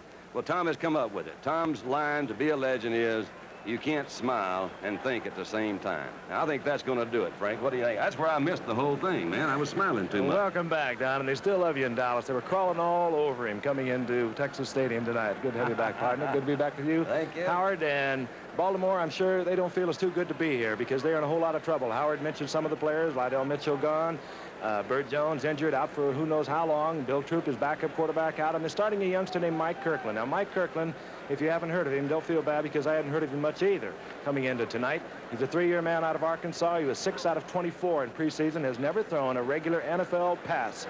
And to complicate matters, David Taylor, the regular left tackle for the Baltimore Colts, he's out of that lineup too, maybe for the season with a broken ankle. And he has a substitute in there tonight from Mississippi, a 2-year man. And Wade Griffin is going to really get initiated tonight because he's up against Harvey Martin. And Harvey Martin, you might remember, they call him a manster or something down here, but he led the NFL in quarterback sacks, so Griffin's going to be in a problem. And if he has a problem, well, young Mike Kirkland has got a major problem tonight. A lot of trouble for the Baltimore Colts, but many times we've seen teams come back against adversity and play great football. We hope so, frankly. We'll be back with the kickoff. There's a sellout crowd, a late sellout crowd here in Texas Stadium, Irving, Texas. The Baltimore Colts against the Dallas Cowboys, a game that we anticipated would be a tremendous football game. They played 30-27 2 years ago in a great battle between Roger Staubach, their quarterback, Burt Jones. And, of course, we've already told you the players that are missing for the Baltimore Colts. Lydell Mitchell, a multiple 1,000-yard gainer over the past 3 years. Burt Jones out with the separation for they don't know how long. Bill Troop, his backup, is also out with a shoulder injury. And this man is healthy, and this man, healthy, is quite a quarterback. He had a tremendous year last year. He's had a tremendous preseason, and he is looking to get off to a good start tonight. Dallas has won the toss. There are the 2 men dropping deep. Number 86 is Butch Johnson. Dennis Thurman, a rookie from the University of Southern California, is back there, number 32, and set to kick off for Baltimore is Tony Lenhart. A lot of excitement here in Dallas. The Super Bowl champion Dallas Cowboys, looking for an unprecedented 3rd Super Bowl, are kicking off their season right now. It will be Butch Johnson from his own end zone. And Johnson barrels out to the 20-yard line, coughs it up. And Baltimore's got it. And Baltimore appears to have recovered. Baltimore hustling down there was number 86. That's the number 1 draft pick, Reese McCall, and Baltimore's in good position. Look at it again. Butch Johnson had to make a decision. He took it out. He carried it loosely, bobbled it, and Reese McCall, the number 1 pick, makes the recovery for Baltimore. Johnson is so eager to make good that he made a mistake. You don't run a ball back from the end zone unless you're absolutely certain in your own mind you can get past that 20. But Butch has lost his job to the sensational Tony Hill, so he was over eager. You saw the lineup, the key player, Mike Kirkland, third-year man out of Arkansas. This will be his first snap ever in an NFL game. Quick handoff, and it goes to Roosevelt Leaks, the 4-year veteran out of Texas. And Leaks gets about 2 or 3 yards. It'll be 2nd down and 7. Defensively, and they're familiar names to all you football fans, across that front 4 for the Dallas Cowboys: Harvey Martin, Randy White, Jethro Pugh, Ed Jones, the linebackers. In the middle, Bob Brunig, the key spot for Tom Landry and his defense. Outside linebackers, a sensational athlete is number 56, Tom Henderson. D.D. Lewis is the weak side linebacker. 2nd down and 7. The ball at the 21-yard line. You saw the defensive secondary. McCauley is met hard. Number 79, Harvey Martin. D.D. Lewis reading the run, closed it down. No gain, maybe a foot. It'll be 3rd and long. It's a whole new thing for Don McCauley, the Long Island boy, who was the #1 draft choice of the Baltimore Colts 9 years ago, or 8 years ago. He's the spot man, short yardage guy. But now, would you believe he's not only in there as a regular running back, but he's a fine player, but he could be another Tom Maddock. If Kirkland gets hurt, McCauley becomes the quarterback. Kirkland passing down. Out to the right is Dowdy, 35. Roger Carr to the left. Between them, they've got 5 passes in preseason. They haven't played that much or that well. Draw play. Draw play to Roosevelt Leaks. Far short of the 1st down. In Baltimore, playing it very conservatively, as you might suspect, with a quarterback, basically a rookie who's never seen NFL action. Bring out Tony Linhart. 4th down and 5. The ball resting at the 20-yard line. Good observation, Frank. Obviously, it's Marcia Broda's game plan to play very conservatively with the young quarterback, try and rely on his defense to hang in the game, and seize whatever breaks they can get. Linhart about to kick, and as you know, Dandy, he has not had a good preseason. He hasn't, and I don't really agree with that philosophy of playing it that conservative, but we can talk about that in a little while, too. Linhart. No good. Oh, boy. Off a big year, misses a chip shot from 30 yards out. It remains scoreless. We'll be back at a loud, noisy Texas Stadium right after this. The Cowboys offensive unit on the field. A 30-yard miss by Tony Linhart, the Pro Bowl kicker last year. There is the offensive unit. Roger Staubach, Tony Dorsett, Robert Newhouse back there. Wide receivers, Drew Pearson, Tony Hill, who has apparently beaten out Golden Richards as one wide receiver, the 2nd-year man out of Stanford. The tight end, the big man, number 89, Billy Joe Dupree. Jay Salty is also in there now. Number 87, the 2 tight end offense for Dallas. 1st and 10, the ball at their own 20-yard line. Newhouse, left side, big hole. Newhouse pounds out for a 7-yard gain to about the 27. It will be 2nd down and 3, hit there by Ed Simonini, who is the middle linebacker of the Baltimore's defense. 17th overall in the NFL last year, 9th against the rush. There they are, front 4, a healthy front 4. They weren't at the beginning of last year. Those are your linebackers. And a good secondary. Norm Thompson at one corner. At the other corner, Doug Nettles. Nettles, of course, a change in starters at defensive right cornerback for the Colts. 2nd down and 3. Tony Dorsett. Dorsett has the 1st down. I think he'll be ruled down before he coughed up the ball. It was Doug Nettles who came up there and laid it on Dorsett. He did appear to have the yardage for a 1st down. Yes, he does. Frank, I think Dandy touched on the key point about Baltimore in the opening of the show when he said they're susceptible to the run. In average yards per rush, the Cowboys were 5th a year ago in the league. The Colts on defense allowed 4.25 yards per rush. They ranked 24th. So as Dandy said, the Cowboys will be running. At their own 31, 1st and 10 for Dallas. Inside handoff. Dorsett, good defensive play. Moving across the line of scrimmage. Number 76 was Joe Ehrman. Gain of a yard. 2nd down and about 9. Tony Dorsett. Rookie of the year in the NFL last year. Over 1,000 yards rushing. Exciting player. Set Dallas records for runs from scrimmage. He had a couple of beauties. 12 touchdowns overall on the season. A great year for the Heisman Award winner out of Pittsburgh. 2nd down and 9. Ball at the 32. Staubach, his 1st attempt of the night. Goes to Tony Dorsett, and Dorsett holds on. A flag is down as Dorsett is down at the 36-yard line, short of the 1st down. Stan White, one of the fine linebackers of Baltimore, covering Dorsett. Indication is going to go against the Baltimore Colts. Our referee tonight, Jim Tunney. Was in Denver yesterday, made a lot of time. Illegal chuck, defense, first down. You're going to hear this many times at the beginning of the season. Those defensive backs are just not used to the new rule that allows them only to hit one time or ride the receiver within 5 yards. You can't touch them when they go 5 yards down the field, and Doug Nettles obviously has not become accustomed to that new rule. It's going to make for long touchdown passes. We saw it yesterday, and quite frankly, it's a bit of a safety device that was considered that, as well as adding offense to the NFL, considered that by the NFL players and management committee. The competition committee had that in mind. You're right about that. And Wesley Walker's touchdowns against Miami prove what you just said. 1st and 10 for the Cowboys, their own 37-yard line. The motion man, Tony Hill, an exciting athlete. Inside handoff, Newhouse working against the grain. Fools no one in the Baltimore defensive front four. Squeaks out maybe a yard. Ed Simonini, Joe Ehrman in there. The stop, it'll be 2nd and 9. They're running left at the moment behind Donovan and Scott with the help of Fitzgerald at center, of course. You just looked at Bobby Newhouse's statistics. But if there is a weakness on Dallas, we'll have to keep our eyes on Andy Frederick, second-year man, number 71, who has to handle Fred Cook, who is an all-pro. 2nd down and 9 for the Cowboys. Play action fake, Staubach draws a crowd, and the ball, and he throws it into a crowd. It's picked off. Norm Thompson. Baltimore with their second break of the ball game, and Thompson comes back to the 40-yard line. Staubach, under a lot of pressure, hung it up for grabs, and Thompson accepted downfield and returned it to the 40. Frank told you before what a first-rate player Norm Thompson is. He was great. As we look at it again, Dandy, why don't you take over on this? Howard, he threw a bad ball, which is so unusual for Roger to do. It was a short yardage situation, but they really didn't get it close. So the only thing you can say, he just threw a bad ball, and we'll come back and see why.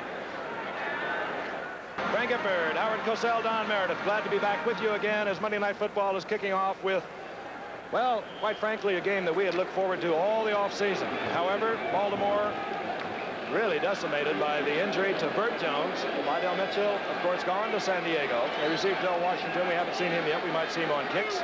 They have been given 2 breaks. They could capitalize on neither. 1st and 10 for Dallas. The ball at their own 20-yard line. Inside handoff, and Newhouse ducks one rushing Baltimore Colt, turns back to the middle and runs into a group headed by number 78, John Dutton.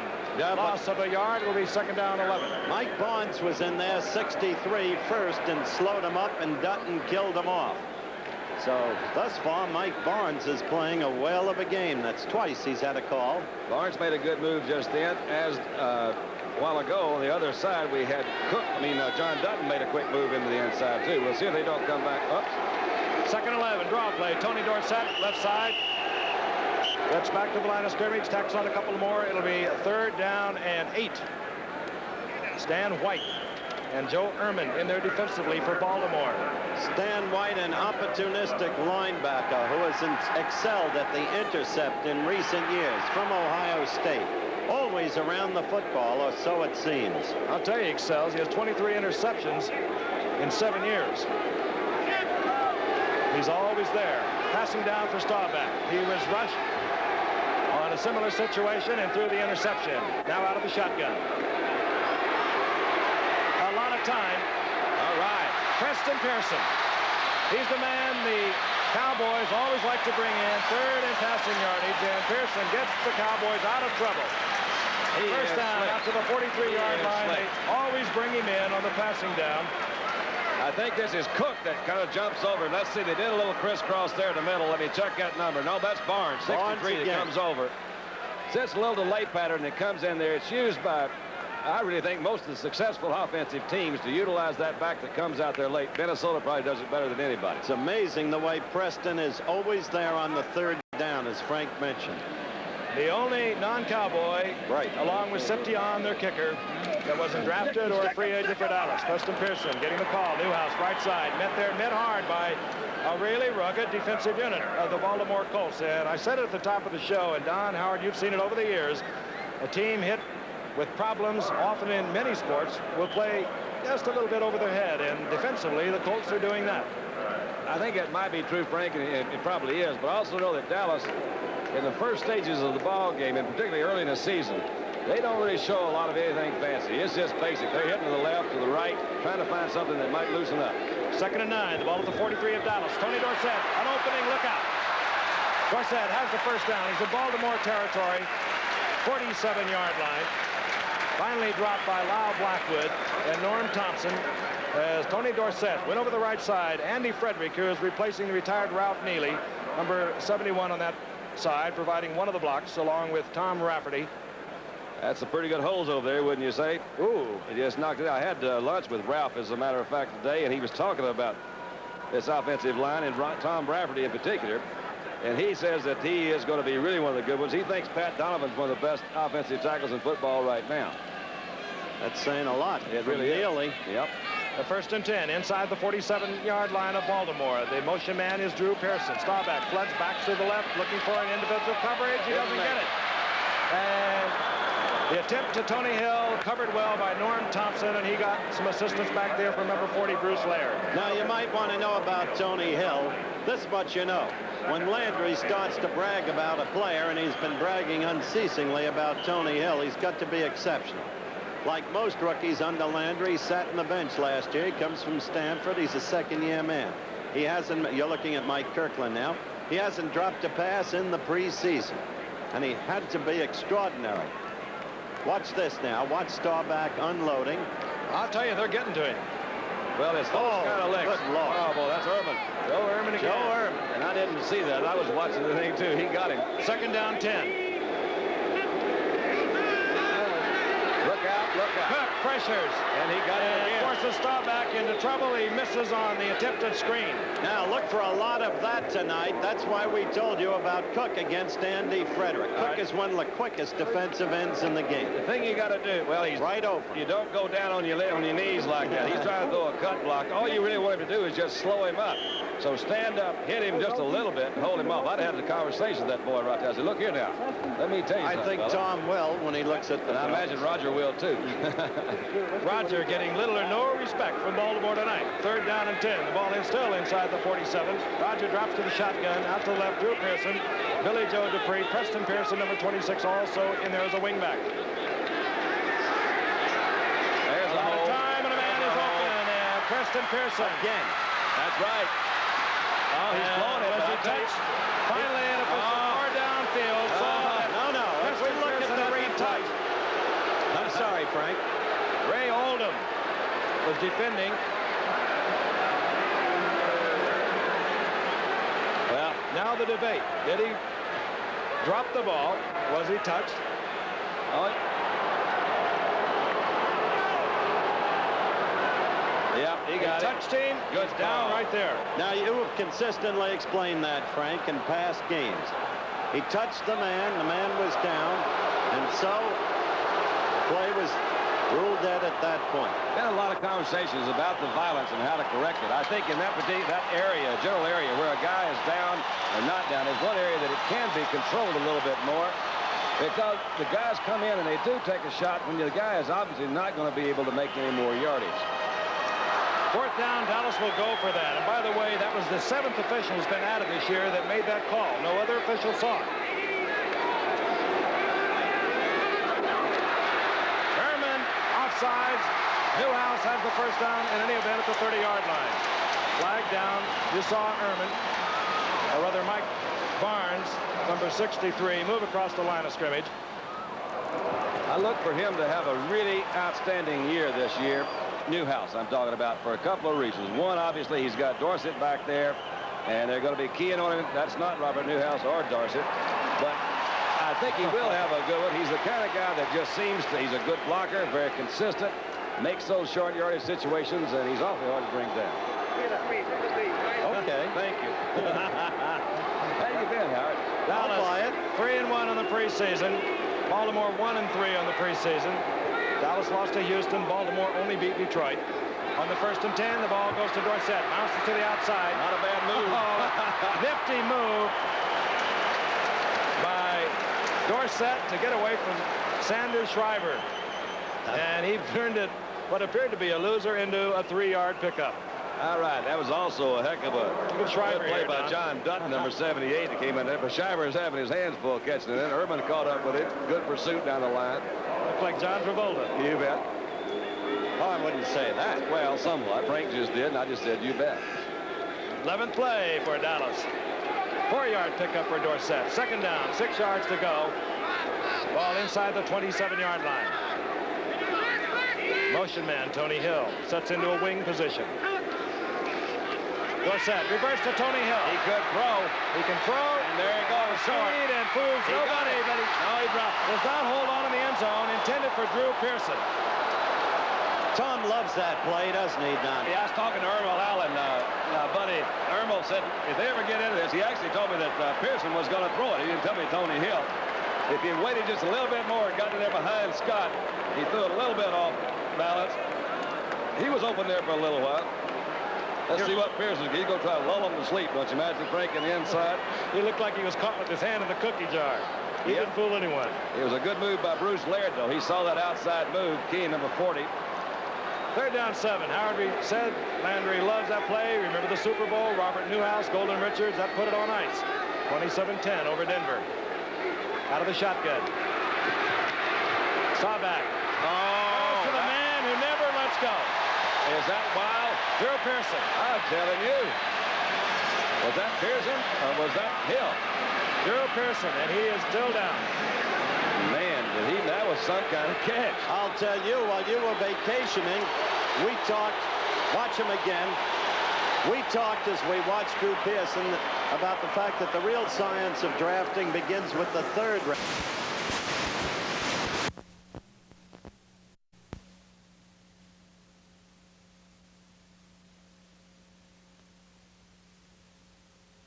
It'll be 2nd down and 7. Boy, you talk about lightning. This little man, Howard, Don, he can put some moves on like you've never seen. Well, Don said Dallas doesn't show a lot in the early stages of a season, and the record year in and year out backs him up as we look at the man who can't smile and think at the same time. And we look at the beleaguered one, Teddy Marchibroda, who's gone through all kinds of terrible situations in the preseason. One setback, Robert Newhouse. 2nd down 7. 2 tight ends are in. Newhouse gets the call. Left side, big hole. Nice. Look at Newhouse bouncing away from Ed Simonini. To restore our normal quality service at any moment. As we work to restore the quality of our signal, we will continue our normal programming. First game. They look like a championship team. 15th play coming up. 1st and goal, the ball at the 5-yard line. Dorsett losing yardage, hoping to make more. Doesn't pay off, and he's taken all the way back close to the 10-yard line as Lyle Blackwood comes up there from his safety position. That's the kid who shocked us all last year. As we look at Tom again, the duo one.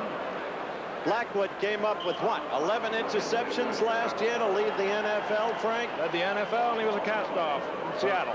TCU boy over here at Fort Worth. Did you know that?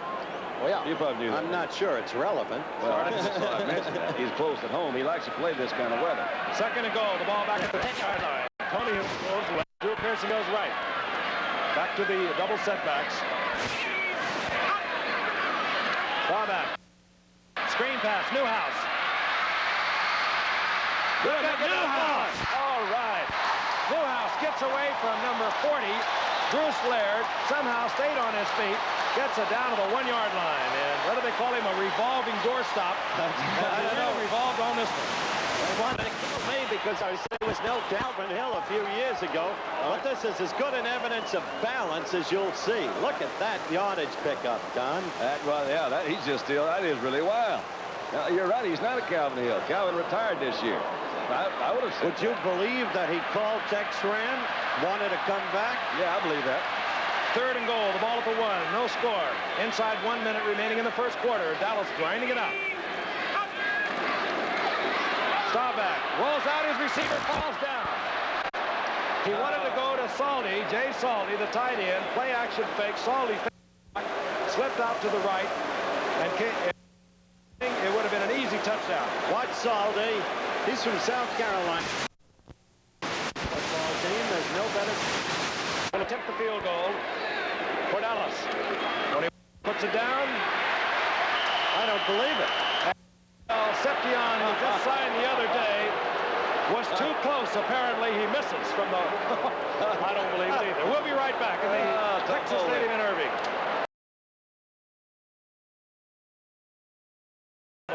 Those stats give you some indication of Marcia Broda's game plan, which is to try to stay close. But you can't win that way. Look at time of possession. That's really wild.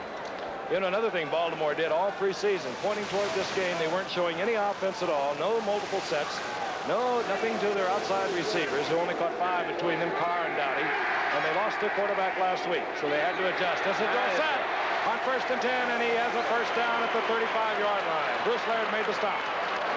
You know, I was talking to...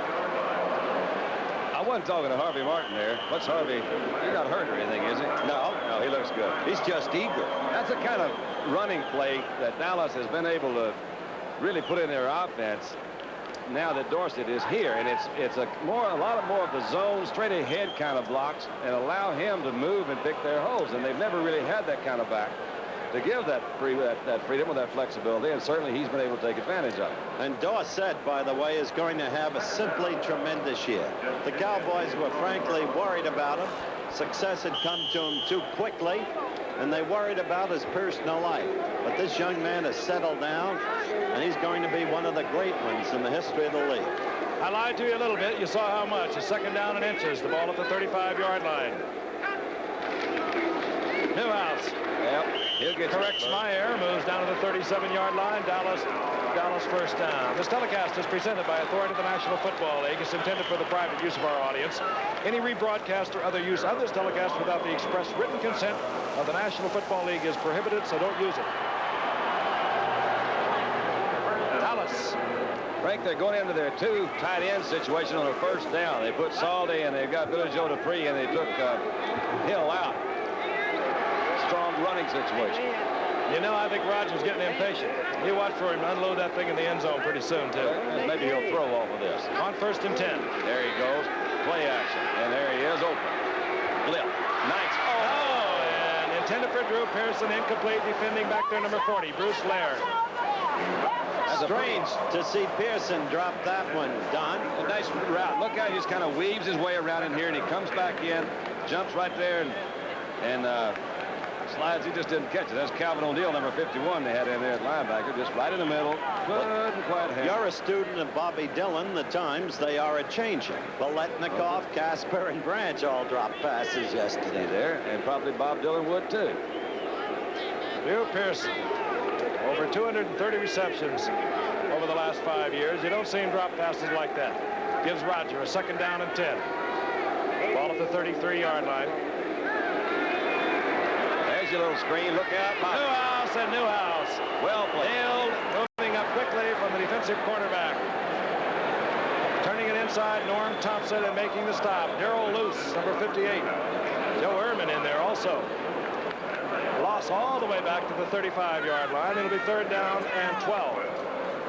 Screen passes either work or don't work, depending on how good actors you got up there in that offensive line. They left too soon, showed the play too quickly, allowed that defense to move out there with it. Sometimes it can be the key play in your offensive category. It used to be with Paul Brown when he had Jimmy Brown on the receiving end. And Bobby Mitchell, too. Tony Hill right. Pearson is in the backfield as a wingback. Out of the shotgun on 3rd and 12. Nobody with Dorsett. Over there's nobody with Dorsett. And picked off down at the 15-yard line. Number 43, Norm Thompson, gets his second of the night. Man wide open. Tony Hill just short of the end zone. Roger apparently being harassed back there, did not see him. So pick off by Lloyd. Mumford helping Norm Thompson, but Thompson gets the interception. Howard, they have to miss him. He led the entire NFL in completions last year. He's a fiery kind of a quarterback, and he loves to play against Dallas. He's one of the best there is at the position. There's no question about it. Out for they really don't know how long. An incomplete separation of the right shoulder. 1st and 10 for Dallas, just short of midfield. Sawback, wide open is Tony Hill, and he puts a tremendous move on Duck Nettles, and look out, and that's why he's starting ahead of Golden Richards. That is something else. Oh, Lyle Blackwood saves the touchdown, but how about the move he put on a fairly good tackler in Duck Nettles to break it loose? Looks like he's limping off a little bit. That's why Tom Landry has been bragging on him all the preseason. This is one of those where you say, all right, let's get this thing rolling. We'll pick up 5 yards and we're going to go. And you're right. He did it all on his own. Another white jersey's down there. Remember, he beat out Butch Johnson, number 86, who was a hero of the Super Bowl.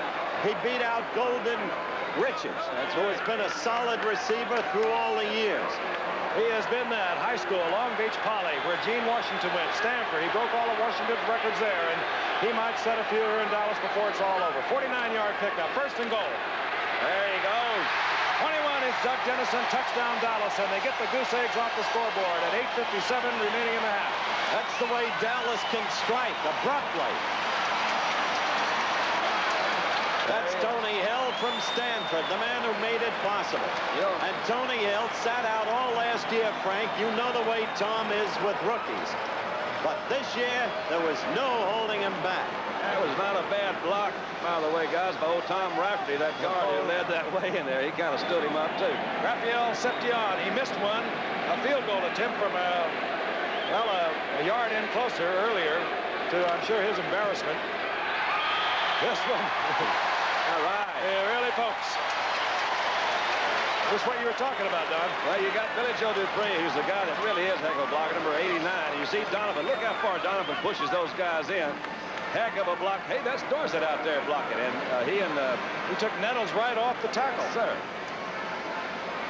So Dallas on the scoreboard. 8:57 remaining in the half. Cowboys leading the Colts 7-0. I know June Jones do yesterday. He did quite well. Good. Freddie Houston blitz. You'll see him on a halftime highlights. Caught Bubba Bean all alone. Produced the tying touchdown. Good. On the halftime highlights, you'll see that stunning upset of the Vikes by the New Orleans Saints. The stunning upset of the Dolphins by the New York Jets. 7:40 to go until halftime. Cowboys leading Baltimore 7-0. They'll begin from their own 1-yard line. Good kick, David Lee. Starback, play action fake. Tony Dorsett. Dorsett gets it out close to the 10-yard line. Tackled there by Doug Nettles, short of the first down by about a yard and a half. I like that, Roger the Dodger. I like him for so many reasons. A, he's a great athlete. B, he's a great person. Tell you this, on June 29th past in Minneapolis, Minnesota, they roasted Francis Tarkenton for the benefit of the American Diabetes Association. Raised $180,000 all told. You know who showed up? Roger the Dodger. Took his lumps, too. Good look at him. Surveying second down, a yard and a half. Hands off to Dorsett, and Dorsett is down. Hustling across Mike Barnes, number 63. NFL Players Association picked Mike Barnes as the Lineman of the Year in '77. But he had his buddy Dutton in there with him, too. That front four of Baltimore, they're solid. What do they call them? The sack pack or something like that. They had a couple of things went wrong last year. One of the guys a little down in the back, had a broken arm by Ehrman, but they still put it together pretty good. They're really good at rushing the passer. Loss of a yard. Third down now. A long 3. Starback. Ball deflected, but he's still caught there by number 33, Tony Dorsett. Look out! Look out! All right. Norm Thompson misses. It should be all over. It's all over. All right. 91-yard touchdown. Dorsett being congratulated. There's not a cold in the area. Well, that ball was deflected, wasn't it? It sure was. It didn't appear it would even get to Dorsett. When you see this in replay, Don, watch. Watch Dorsett. Hold position. There it was. See it deflected? Almost. Oh, he almost got it again. That's right. His vision was blocked on the ball. He held position, picked it off, and from there on in, look at that move. Boy, is he a sweet little runner. Oh, he's not bad. All fluid, all grace. There you go. Give me 5. Let's dance on them, darling. Dallas strikes quickly once again. 91-yard touchdown pass. Staubach. Tony Dorsett. Raphael Septian on for the conversion.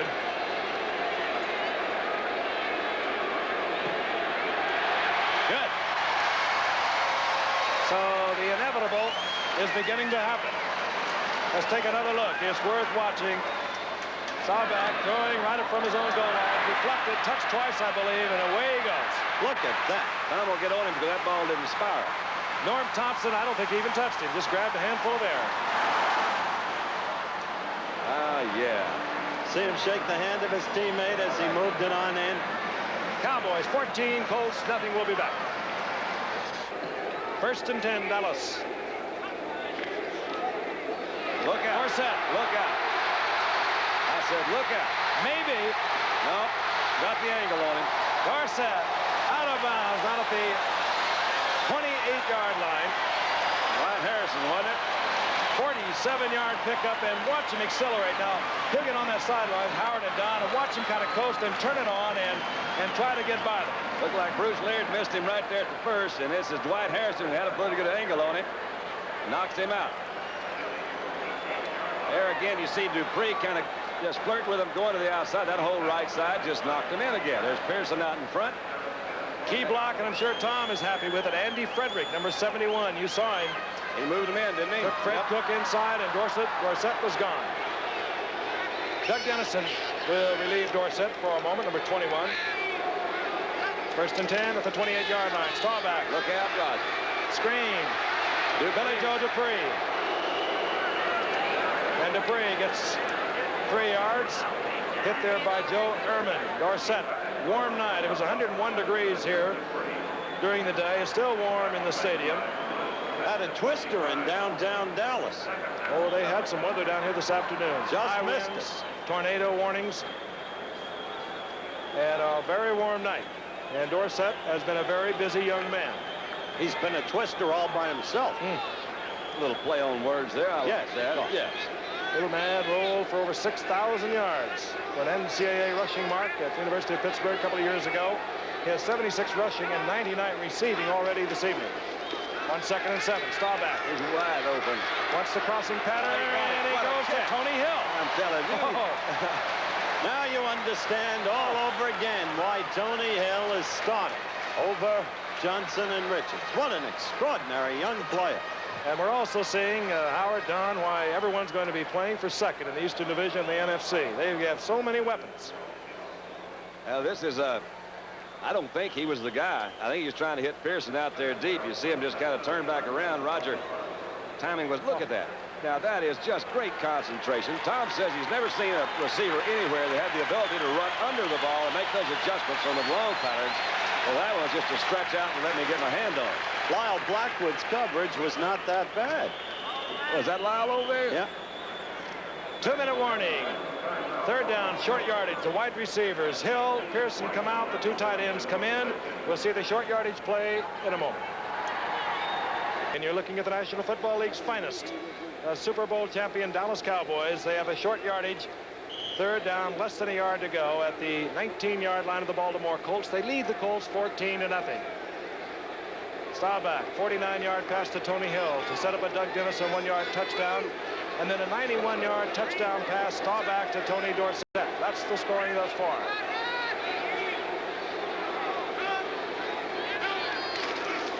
Newhouse. Oh, he's good. And the little one breaks tackles, moves inside the 10. 1st down goal. Finally stopped by Lyle Blackwood. He is good, but the inevitable happens. Defense breaks down. When you go into a game the way Marcia Broda obviously did, as you look at Newhouse again, you'll see a good hole, and then you'll see him keep that balance, break a tackle, and then go right on. But when you go into a game with the game plan Marcia Broda actually quite obviously had, you're giving up. You're just trying to hold it close, and you can't against this arsenal of weapons that Dallas has. Dorsett. Gets away from Fred Cook, tacks on a couple more yards. Sooner or later, your defense breaks down, Don. You know that. You can't be out there all the time. Think back to your time of possession figures.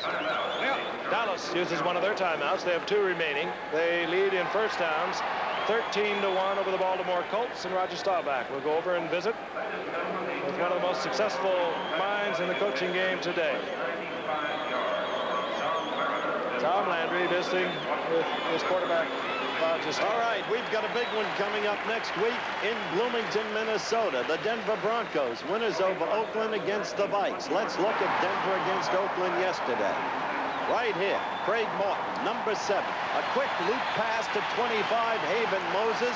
This followed a fumble of a punt by Neil Colsey, and thus Denver took a 7-0 lead. Throughout the day, they were like Denver a year ago, opportunistic. And Stabler's receivers failed him, like here. He hits blue-fingered Freddie Biletnikoff, but Freddie didn't hold it. And Bernie Jackson picked it off. Now watch Jackson speed down the sidelines. Some crunching play here. Some of it happens out of bounds. That's when Mickey Marvin almost went crazy. The Oakland offensive lineman, who was a big, watch this, fisticuffs, that's Mickey Marvin. But it was all quieted down. There happened to have been 3 penalty calls on the play. In the long run, the Denver Broncos, with that great opportunism that earmarked their play a year ago, beat Oakland 14-6. We'll see them next week against Minnesota. Frank, the live action. Second and goal, the ball at the 8, Staubach to the air. Blip, right over the middle, big Billy Joe Dupree, and Dallas is rolling as we thought they would. The #1 offensive team last year in the NFL, the #1 defensive team. Staubach, second touchdown pass. He really spread them out, didn't he, Frankie? He had receivers all over that end zone. He had Dupree working in the middle, and he had good protection. We'll take another quick look at it again. You'll see that there's Rafferty. You've got Scott in the middle. He's got some time to throw. You can't cover him. That's Simonini trying to come back on Billy Joe, and Billy Joe made a little turn to the outside. So they really opened it up. Raphael Seption, who got off the hook after missing a 1-yard field goal attempt. On for the conversion. Pops it through, and Dallas extends their lead to 21-0 with 1 minute and 6 seconds remaining in the first half. Interesting to see Jim Tunney here. He's one of the best officials in the league. He was rushed into service yesterday in Denver for the Oakland-Denver game when the official who was supposed to have been working got ill. There's Jim Tunney right there. You know, he has quite a little business going, too. He's a motivational speaker, and he That's right. Speaks all over the country to different sales groups. He's excellent. He really is a quality guy and quality man in his job. You know, quite frankly, they all are. They do a tremendous job under incredible pressure. Everyone's second-guessing them. They have to make split decisions. They have no replay. Of course, they tried that out in preseason. We'll hear the results of that in a study they're making now as to whether or not it will help the officials, whether it's feasible at all. That will take place after the end of this season. As we await the kickoff, the game is becoming a rout, 21-0. The Cowboys. Glad at the top we didn't try to fool you.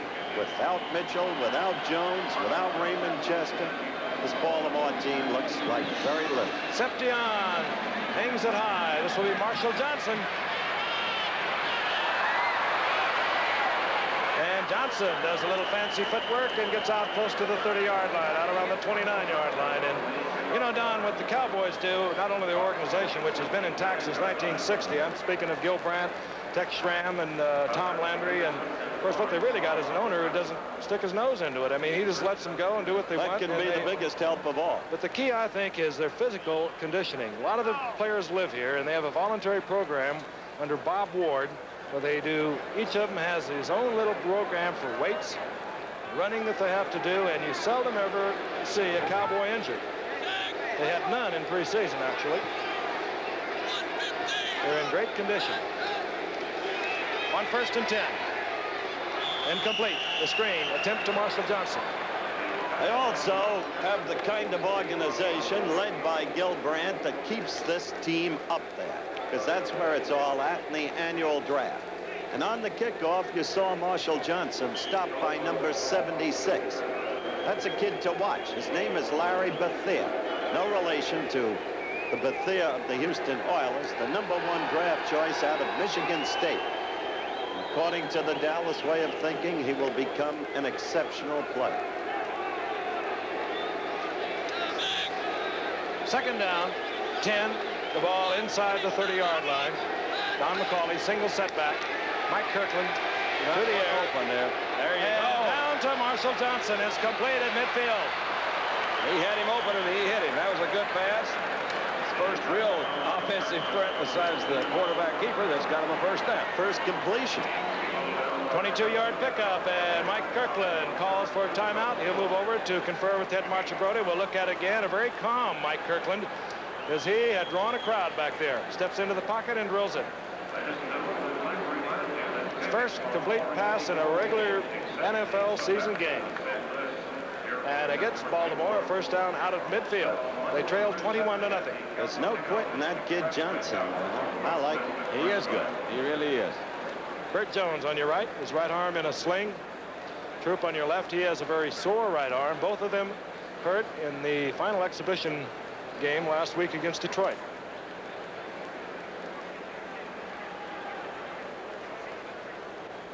Let's take a look at that 91-yard touchdown pass. Barnes got a finger on it. End over end. Simonini almost got a touchdown out of it, and then forget it. Those ifs and buts again. They say baseball's a game of inches. What about that? Well, it really all is, but they really got, there's just, they had them there. But you guys were talking about the Dallas organization a while ago. You didn't mention a guy named Earl Allen. And Earl is the guy that really is involved in putting all the numbers, all the statistics that they really rely on so heavily together so well. I don't think I know anybody in professional football that can give you answers so quickly and really be so right about it. On the first down, Mike Kirkland with his first completion. Feeling a little confident. It's away from Jones. And upended by Randy White. And we haven't heard much from Randy tonight. They haven't needed him. He is good. That Randy White is quick. He's gained about 7 or 8 pounds since last year, and say he's still growing. He's playing this year at a little bit over 250, around 255. Lineman of the year 4 years ago. They tried him a little bit of everywhere, Don, before he finally found a home. But, you know, I think, Frank, the reason why is because he could play anywhere. Every place they put him, he played pretty well. And they just said, well, where do we need him most? And that's where they really decided that that's the spot for him. Because I think Brunig is really a key to their holding that defense. He came in and filled Leroy Jordan's shoes and has really done it well in a very short period of time. And nobody talks about him. Few write about him. But he's a solid man. Bob Brunig. They've only had 3 middle linebackers in, what, 19 years? Jerry Tubbs started it off. Well, they actually had, you know, Jack Patera played a little middle linebacker in there in those first years. Well, everybody. I played Jack? a little bit. Old Jack Patera. He's not happy about yesterday. He should be happy about that team he's putting together, though. He really is. It's being built on a solid foundation. We speak of the Seattle Seahawks. 8 ex-Dallas Cowboys are on that team. 29 seconds remaining in the half. Baltimore has 1 timeout remaining. They have a 2nd down and 7. The ball is at the 46-yard line of the Dallas Cowboys. Doughty going out to the left. To the right goes Roger Carr. Neither has made a reception this evening. Marshall Johnson, flanked right. Randy Hughes almost got. Look at White. And down goes Kirkland in the arms of Randy White, the young man we were speaking of a moment ago, as Kirkland did well to get back to the line of scrimmage, and Tom Henderson is lying on the field. Look at number 42, Randy Hughes, coming in from that safety. Again, this is that kind of prevent defense, but he occupy everybody back there, and you're going to really free it up. He didn't get the tackle, but he forced him out of that pocket, and that's where they close back in and do it. So it's most every time White get in there and clutch him. But most every time, it really is a combined effort of everybody. Clock ticking away. Inside 15 seconds. Tom Henderson, all right. Very warm night. Some of the players beginning to feel the heat. 3rd down 10. Look out. Mike Kirkland. Now that one is Harvey. Harvey Martin getting away from Wade Griffin over on the left side of Baltimore's line. And Kirkland is still down. The backup quarterback perhaps would be Troop. And if not, it would be McCauley. Here comes Harvey. Watch number 79. He just went right around him, didn't he, Frank? Well, you can't talk around it. You've got to hit it head on. Kirkland is up. He's up. But the number of injuries in the league now has become startling. And I don't know what can be done because of the nature of this game of football. But certainly there should be an instant new study and I'm sure Pete Rozell's in favor of it, together with Ed Garvey, who runs the Players Association, to find, as the half ends, every possible way to protect the men who play the game. And that is the end of the first half. The Cowboys leading the Colts 21-0. Stay with us. Exciting halftime activities from yesterday's play. Now to our halftime highlights, which are being brought to you by Metropolitan Life. Come to Metropolitan and simplify your life. It's a big day in the National Football.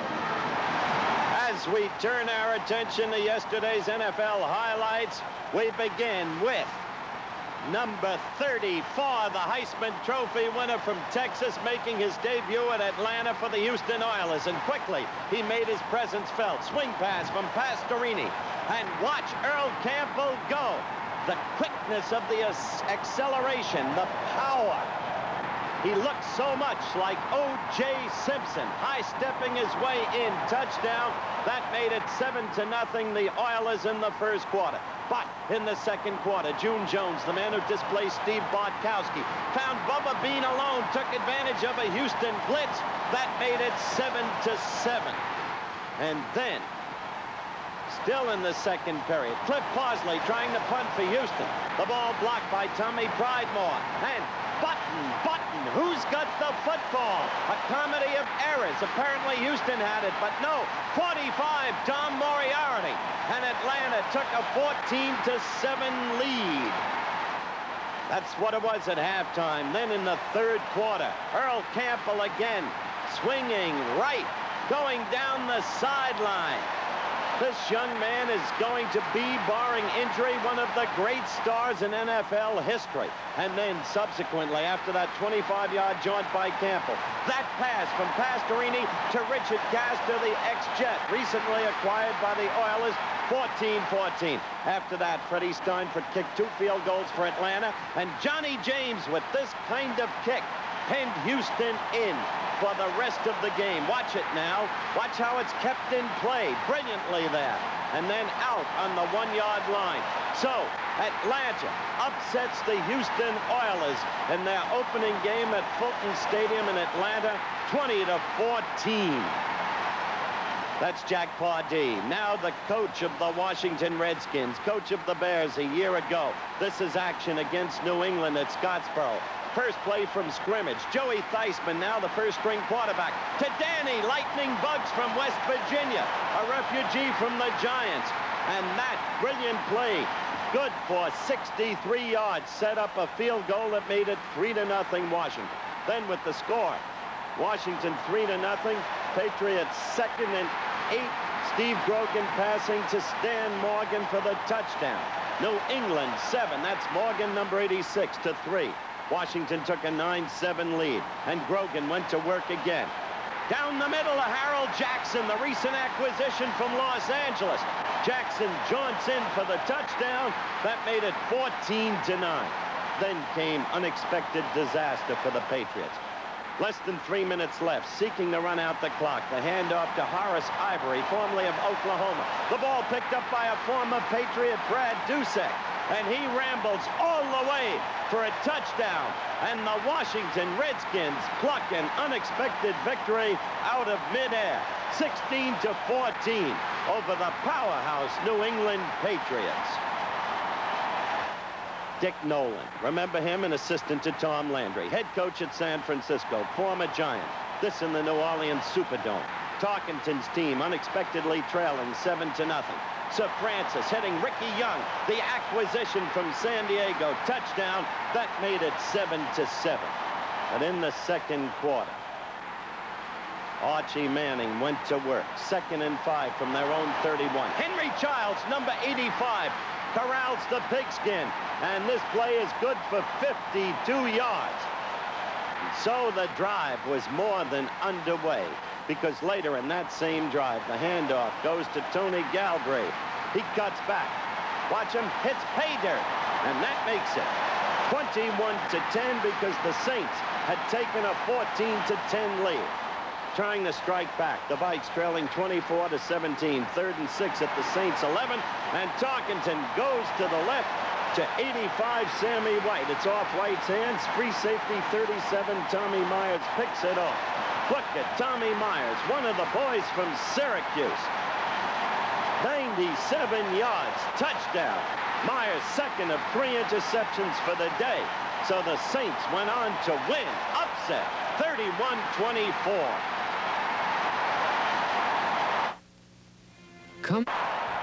Riverfront Stadium, Kansas City, a heavy underdog to Cincinnati. Cincinnati without Kenny Anderson. The Chiefs up 7-0. 4th and 17. Zenon Andrusician trying to punt. The ball loose.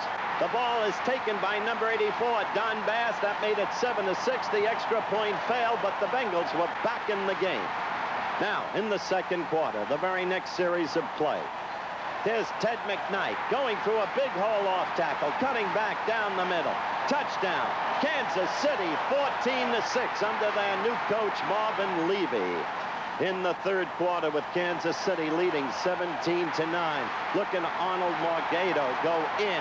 That made it 24-9. Using the old wing tee of Davey Nelson. The Chiefs ripping the Bengals apart in the fourth quarter with the score 24-9. Bengals 3rd and 6 from the Kansas City 26. Johnny Reeves dropping back, hitting Archie Griffin. There goes the little All-America Heisman Trophy winner 2 times from Ohio State. And 26-yard score. So it became suddenly 24-16. Now this, Zenon Andrusician again finds his kick blocked, having a hard time. He had come down from Canada. The ball picked up by Scott Perry. And he goes all the way in. So it became 24-23, and that's the way it stayed, as under the wing tee, Kansas City had 69 carries. Shea Stadium, New York City. A kid from Alabama in the wake of Joe Namath, named Richard Todd. Bob Greasy on the sideline. Torn ligaments, the knee in a cast. Don Strock quarterbacking and being sacked there by Joe Klecko of Tampa. A wild one. There's the handoff.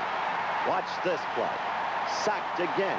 Joe Klecko, a critical figure in the game. But that was Gary Davis. He manhandled that time. Now, Richard Todd, only 3 minutes, 31 seconds into the game.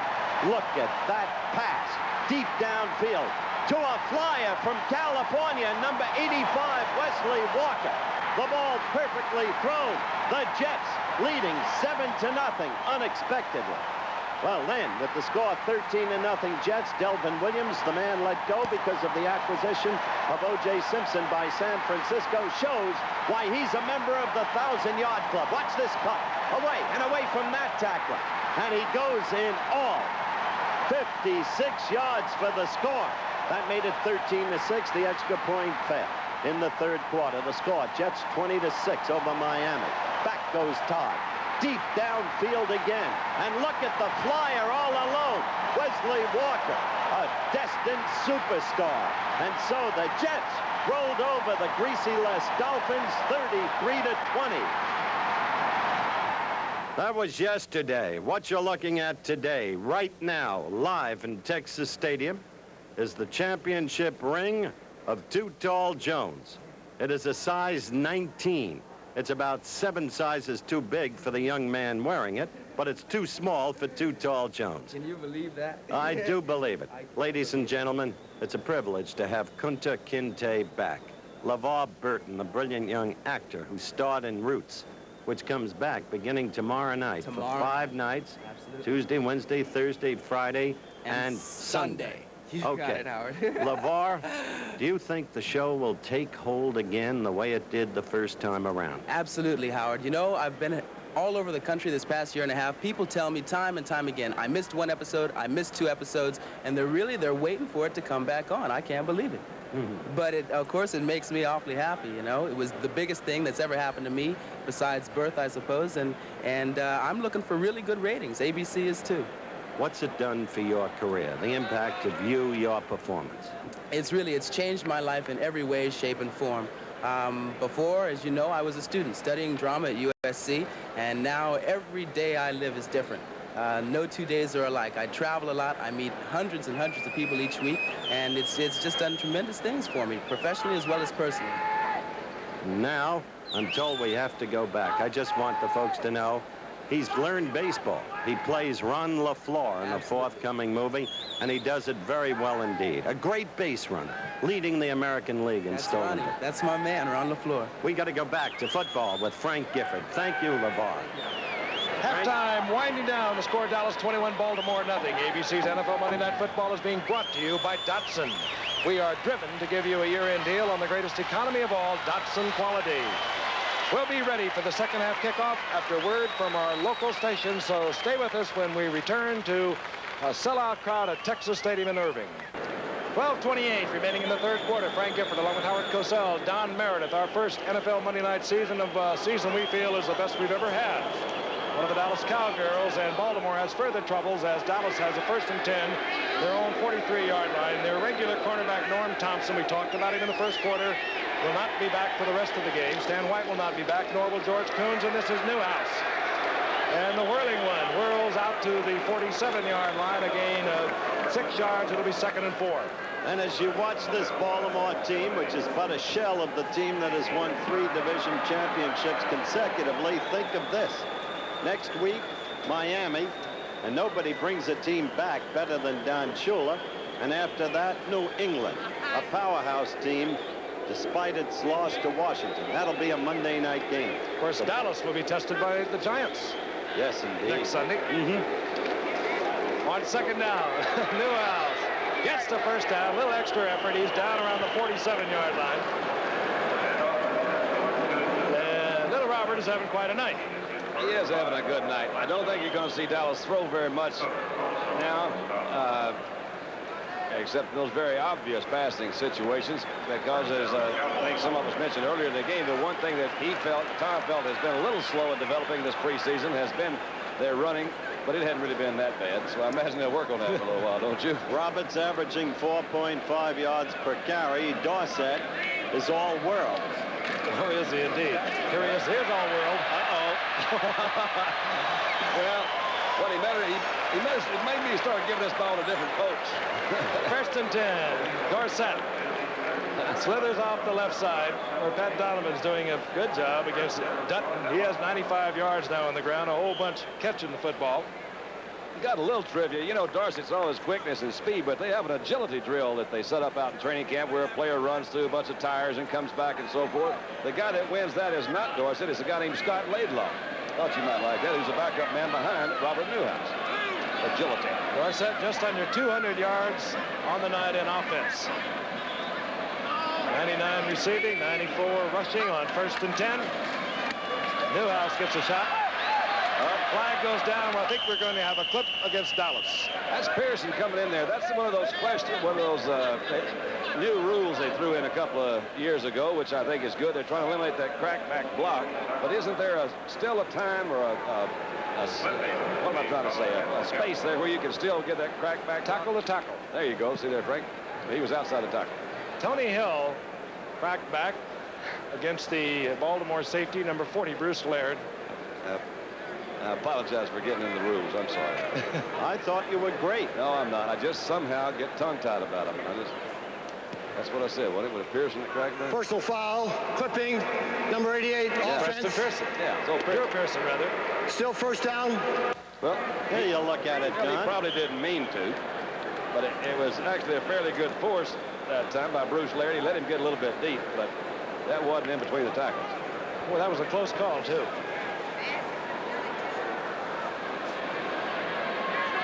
First down, 18. Ball at the 48-yard line of Baltimore.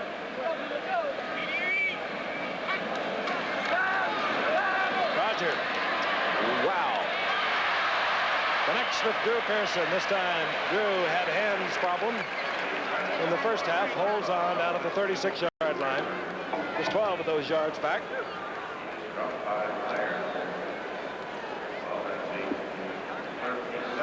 Second down at 18.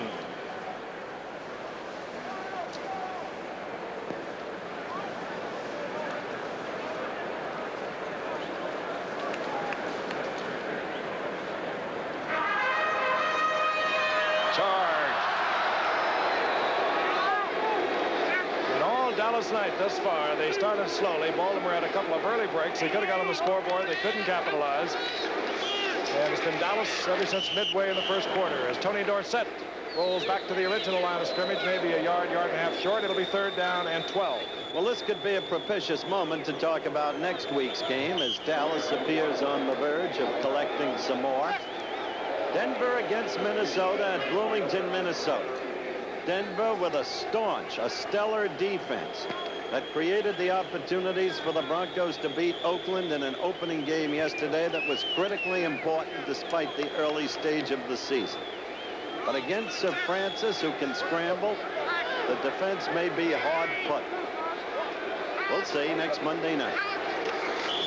Out of the shotgun, and Staubach let too much time go.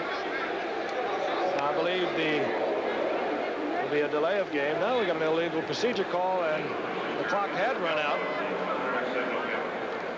Well, if they don't make it, it'll be an opportunity to see if we were right on that first field goal attempt by Raphael. Offense. They had him too close. He'll get one now where he can back up a little bit, get a better look at it. You can get too close to see things, like too close to the forest to see the trees, things like that. You know what I mean? Sure. 3rd down and 18. Andy Frederick, guilty of a false start. Right tackle for the Dallas Cowboys.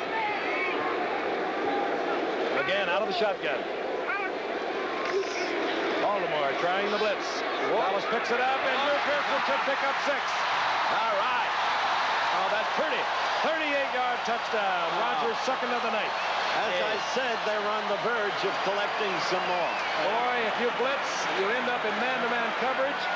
Dwight Harrison, replacing Norm Thompson, is trying to stay with maybe the best wide receiver in football, Drew Pearson. He didn't do it. I think that was a block by Dorsett, too.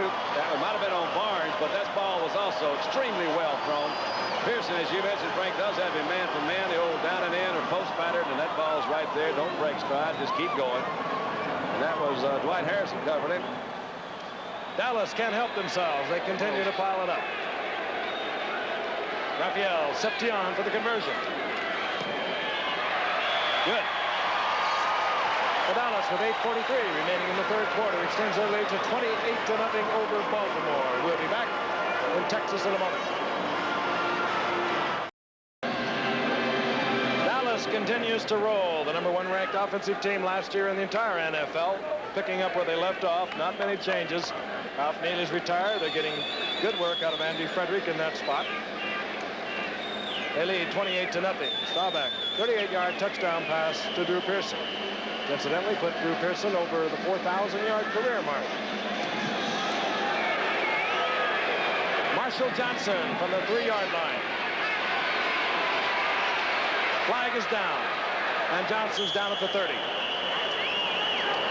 And while we wait to see what the flag is all about, we'll pause 5 seconds and allow our local stations all along the line to identify themselves to you.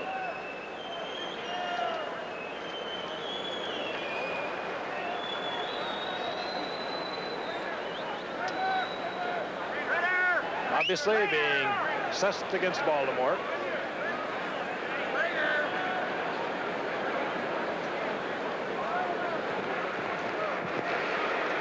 Holding during the run back, number 71. First down. Holding by Mike Ozdowski of Baltimore. 1st and 10 for Baltimore. They'll try and get on the scoreboard. Not going to be easy. They've had difficulty moving the ball at all evening.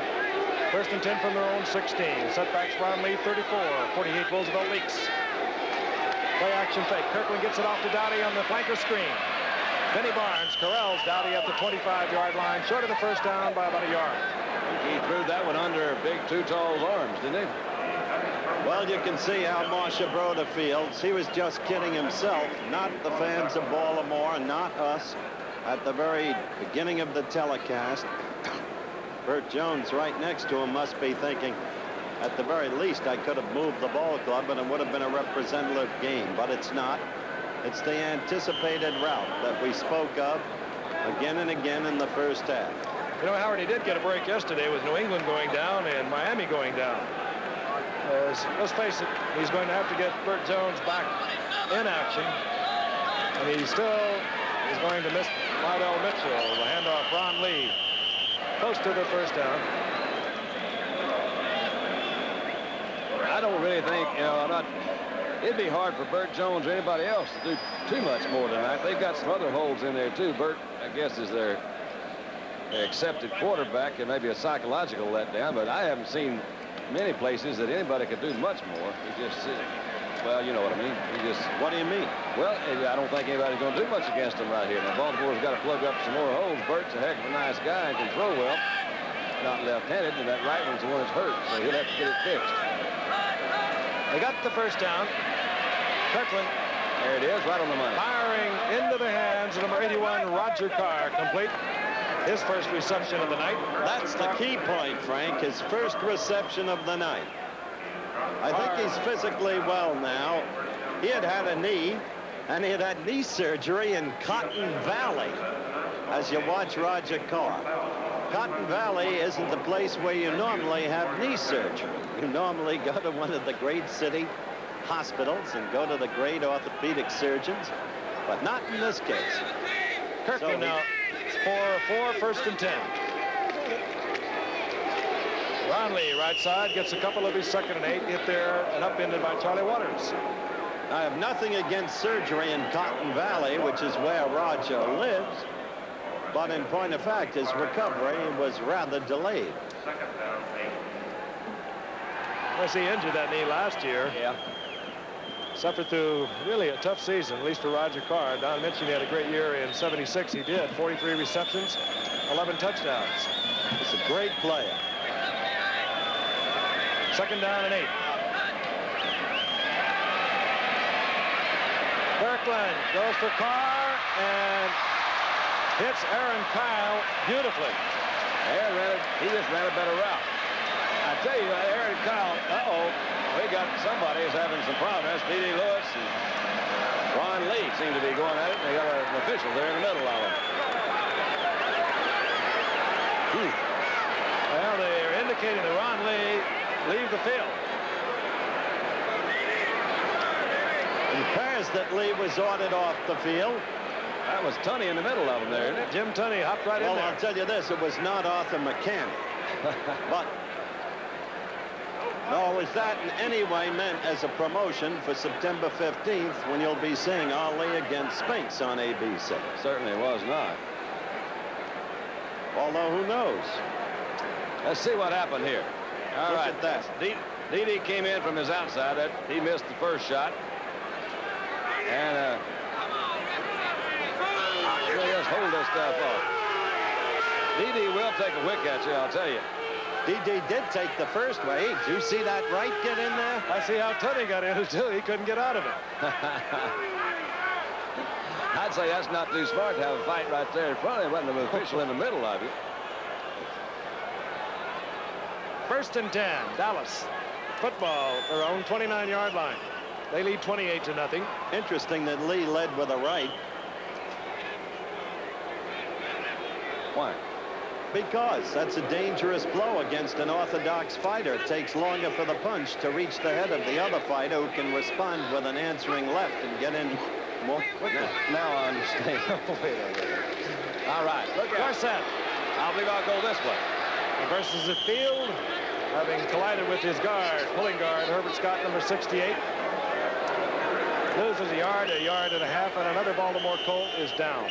Oh, that's too bad. That's Doug Nettles over there. They really are getting themselves beat up, aren't they? They really are. Just to finish your lesson in boxing, the right lead was popularized by Muhammad Ali in his prime. And he got away with it because of his tremendous speed. Now many young fighters like to use it, like Sugar Ray Leonard. We'll be right back.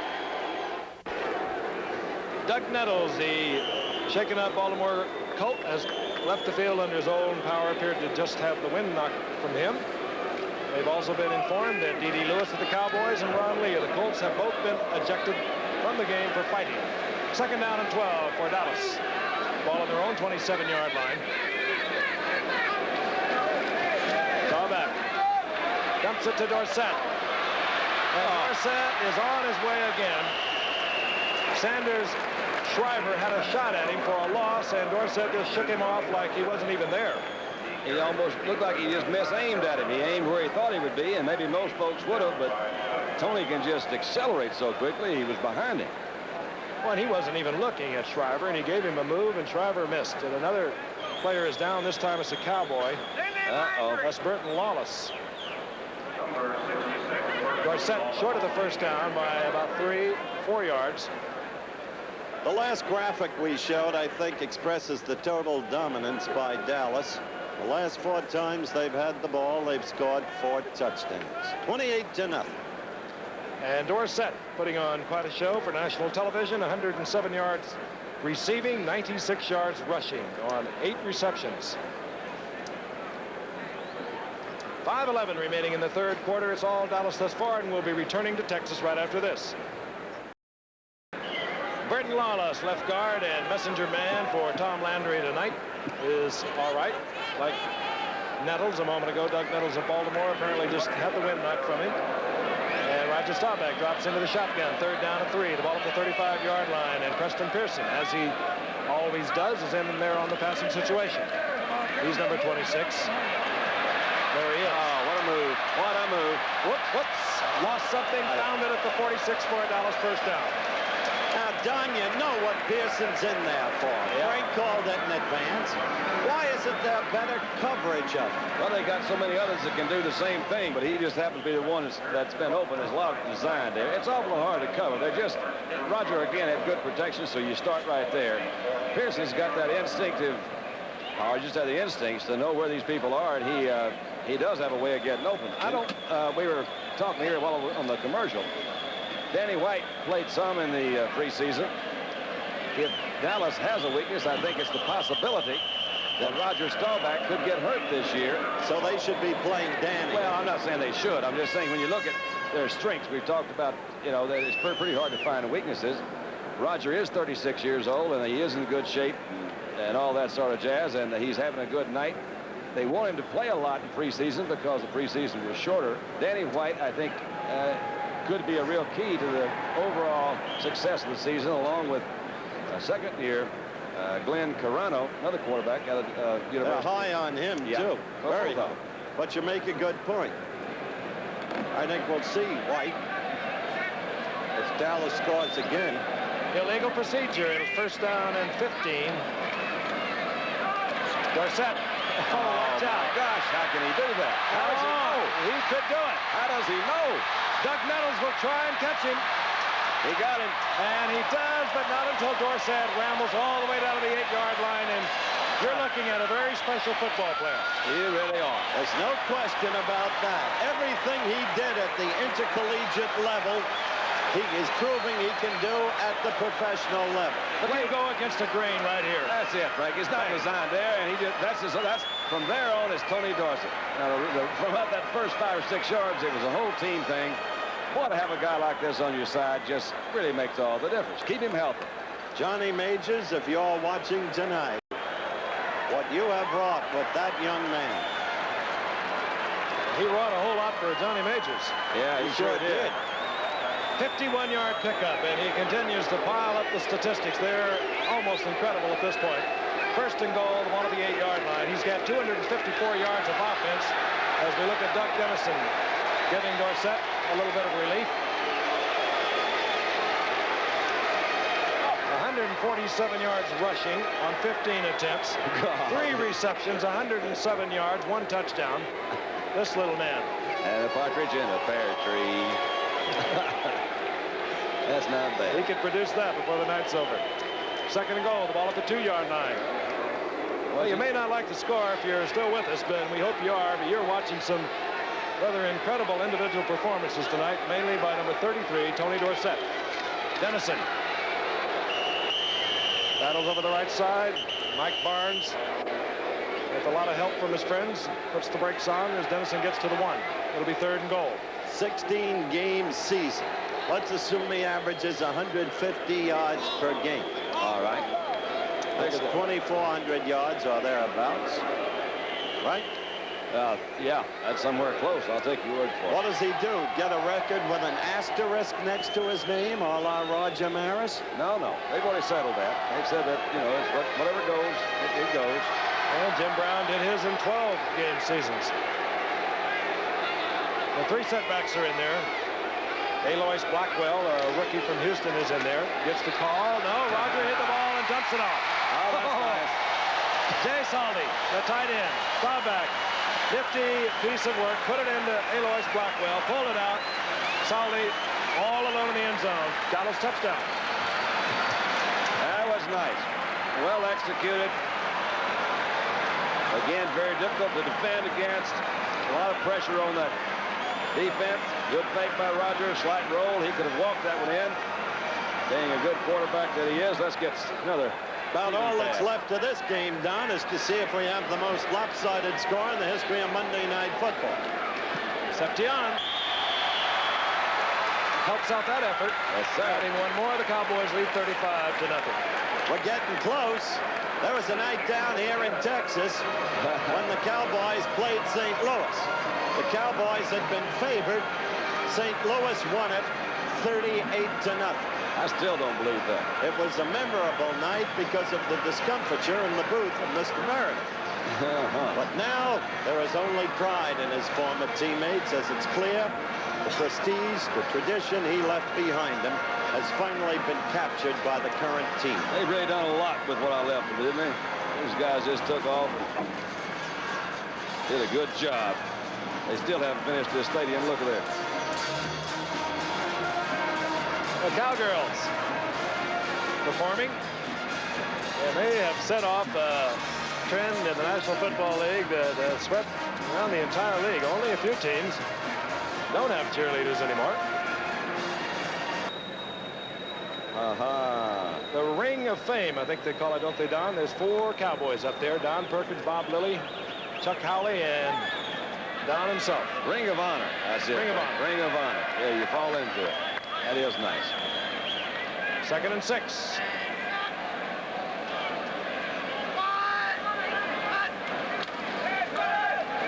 Screen to the flanker. Golden Richards. Rayfield right in front of it. Didn't get the block. And Darrell Luce in there to make the stop. Number 58 for Baltimore. There's that ring we were speaking of a moment ago. Oh, how many key interceptions Chuck Howley made. And how about that guy right there? Lilly, he was a team by himself. There's my man. They call him a legend. What was his quote? Who, Lilly? Yeah. I don't know. Perkins was Perk, can you go? And he'd say, uh-huh. The quote that applied to Lilly was really the quote of the opposition. I can't get started with you. Oh, boy. 3rd down, a long 3. The ball just inside the 40-yard line. Laidlaw.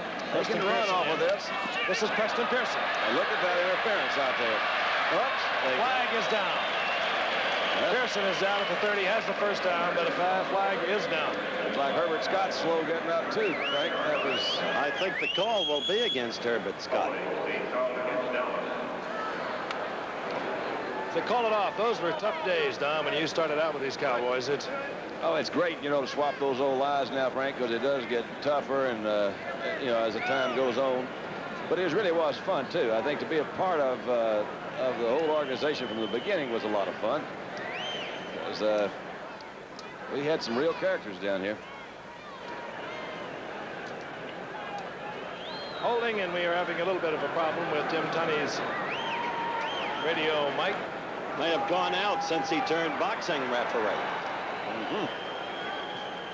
Cowboys back up to Baltimore's 49-yard line. For its 3rd down and 9. Left goes Richardson. Right, Butch Johnson. Anyway, drops into the shotgun.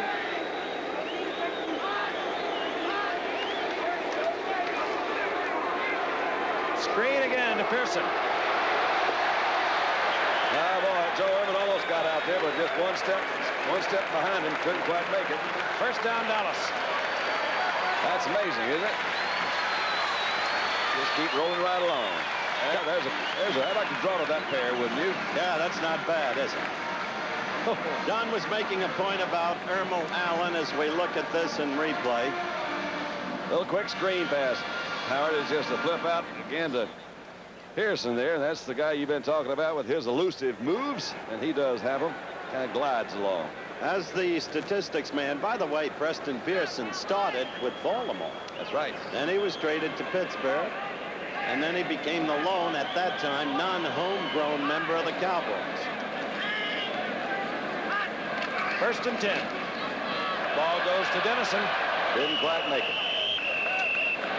They're all loose in there on the stop for Baltimore. Actually, Preston Pearson led the league in kickoff returns when he came up with Baltimore. Yeah, Dallas was trying to hide a quarterback. It's either Jim Zorn or Steve DeBerg. I forget which one it was. And they came down the last cut. They got an offensive back hurt. It was Steve DeBerg. That's right. Now out at San Francisco. They really wanted to keep him. They felt that they had to take a chance. Maybe no one would pick DeBerg up. And they got Pearson, and DeBerg is now starting quarterback at San Francisco. It all works out. Yeah. It doesn't, it ought to. 2nd and 10. Dennison on the draw, big hole, and look at him move. Another first down, or very close to a first down at the 25-yard line. You know, you mentioned DeBerg. He looked excellent in a preseason game in Denver a week ago Friday night. Very impressive. After that performance, they dropped Plunkett. Excuse me, but let's face it, preseason games mean absolutely nothing. I think they may have had a little more importance when they don't have as many of them, but I think as far as the result of whether you win or lose, it's not quite that important, but it really is a great training ground to see what you guys can do. 3rd down, Dennison just short of the first down. Laidlaw gets the call, and he has upset the ball. Bobbles loose, but quickly recovered there. That one was read fairly well, wasn't it? No place to go. Sure was. Oh, closed in there, loose. Filling in behind Fred Cook and Mike Barnes. And so Dallas will trot out Raphael Seption. Now let's take a look again. That's Butch Johnson, and Bruce Laird had that inside position, and he just carried him right in there. That was also Jay Saldi, number 87, trying to block in there, too. They just crushed that one down. Raphael, here's your shot, boy. He was 16 of 18 for the Rams from inside the 40 a year ago. This one will be from 40 yards out. 45, rather. Whoops. He hooked it a little bit left. Plenty of distance. Whatever the distance, Raphael is having trouble tonight. Hi, Tony. You gave us a good show, kid. We'll be right back. Yes, he's had some kind of a night. Tony Dorsett, if you joined us late, 254 yards of offense, 107 receiving, 147 rushing. Just a remarkable athlete. Roger Staubach left the game 16 of 22, 280 yards, 4 TDs. Right now, Baltimore has a 1st and 10 with the ball at their own 27. Mike Kirkland dumps it out to the #1 draft pick, Reese McCall from Auburn. If you look at the Baltimore roster, apparently there are only 2 rookies on it. Reese McCall of Auburn, the #1 draft choice. Mike Woods, linebacker from the University of Cincinnati, #2 choice. But in reality, there are 6 first-year men on that squad because 4 draft choices of a year ago who were out for the season are now on the roster, including Randy Burke, the wide receiver, who was the #1 draft choice of a year ago. McCall got 7, his 2nd down and 3. Ball at the 34-yard line. This is McCauley. McCauley short of the first down after the 36-yard line. Bob Bruning made the stop. If you want the test of a professional, or of a professional, it's when a man keeps going in the face of a 35-0 score. McCauley is a professional. There's no letdown in it. I said something earlier I'll correct about McCauley. He, as a senior, broke O.J. Simpson's single-season rushing record out of North Carolina. 1,720 yards, and they play some pretty heavy football in that conference. 3rd and 1. This is McCauley. Gets the first down. Out around the 38-yard line. Now, make a point, Frank. You were discussing Dallas's schedule earlier. There's a very, very excellent 78 schedule analysis in a book called The Pro Football Predictor. And it sets forth the relative difficulty of every team's schedule in the league. Dallas does not have a difficult schedule based upon the strength of the opponents whom they have to face as the opponents played a year ago. Their difficulty is measured at .491. Baltimore's difficulty of schedule is at .513. On 1st and 10. Kirkland, this will go into the hands of Cliff Harris. Harris immediately dropped. Lynn Dowdy, the intended receiver, the ball wobbling, thrown short, and Harris was right there playing center field, perhaps as good as anyone in football today. He's an all-pro, has been through the years. It's safe to say as good as anyone in football today. And so it's still 35-0. Dallas will be right back. We're back in Irving. Frank Gifford, Howard Cosell, Don Meredith. We hope you're still with us. Lopsided football game. The Cowboys over the Colts 35-0. Some really wild play, individual play on the part of some of the Cowboys tonight. The Colts, of course, trying to play without quarterback Burt Jones. Their offensive machine, Lydell Mitchell, is gone to San Diego. They've had their problems. Scott Laidlaw for the Cowboys. Over the left side, gets a yard. It'll be 2nd down and 9. Yeah. Hi there. That's what it's like up here. Hi there. Yeah, that's good. Yes, that's good. We're all up here. We're working. We're working. We're working. I'm at the office. I just noticed that they've moved Andy Frederick over to the offensive left tackle when they brought in Rayfield Wright for the old right tackle position. So they're still giving him a little bit more work, Frederick, as much as they can, because he's the newest member of that offensive line.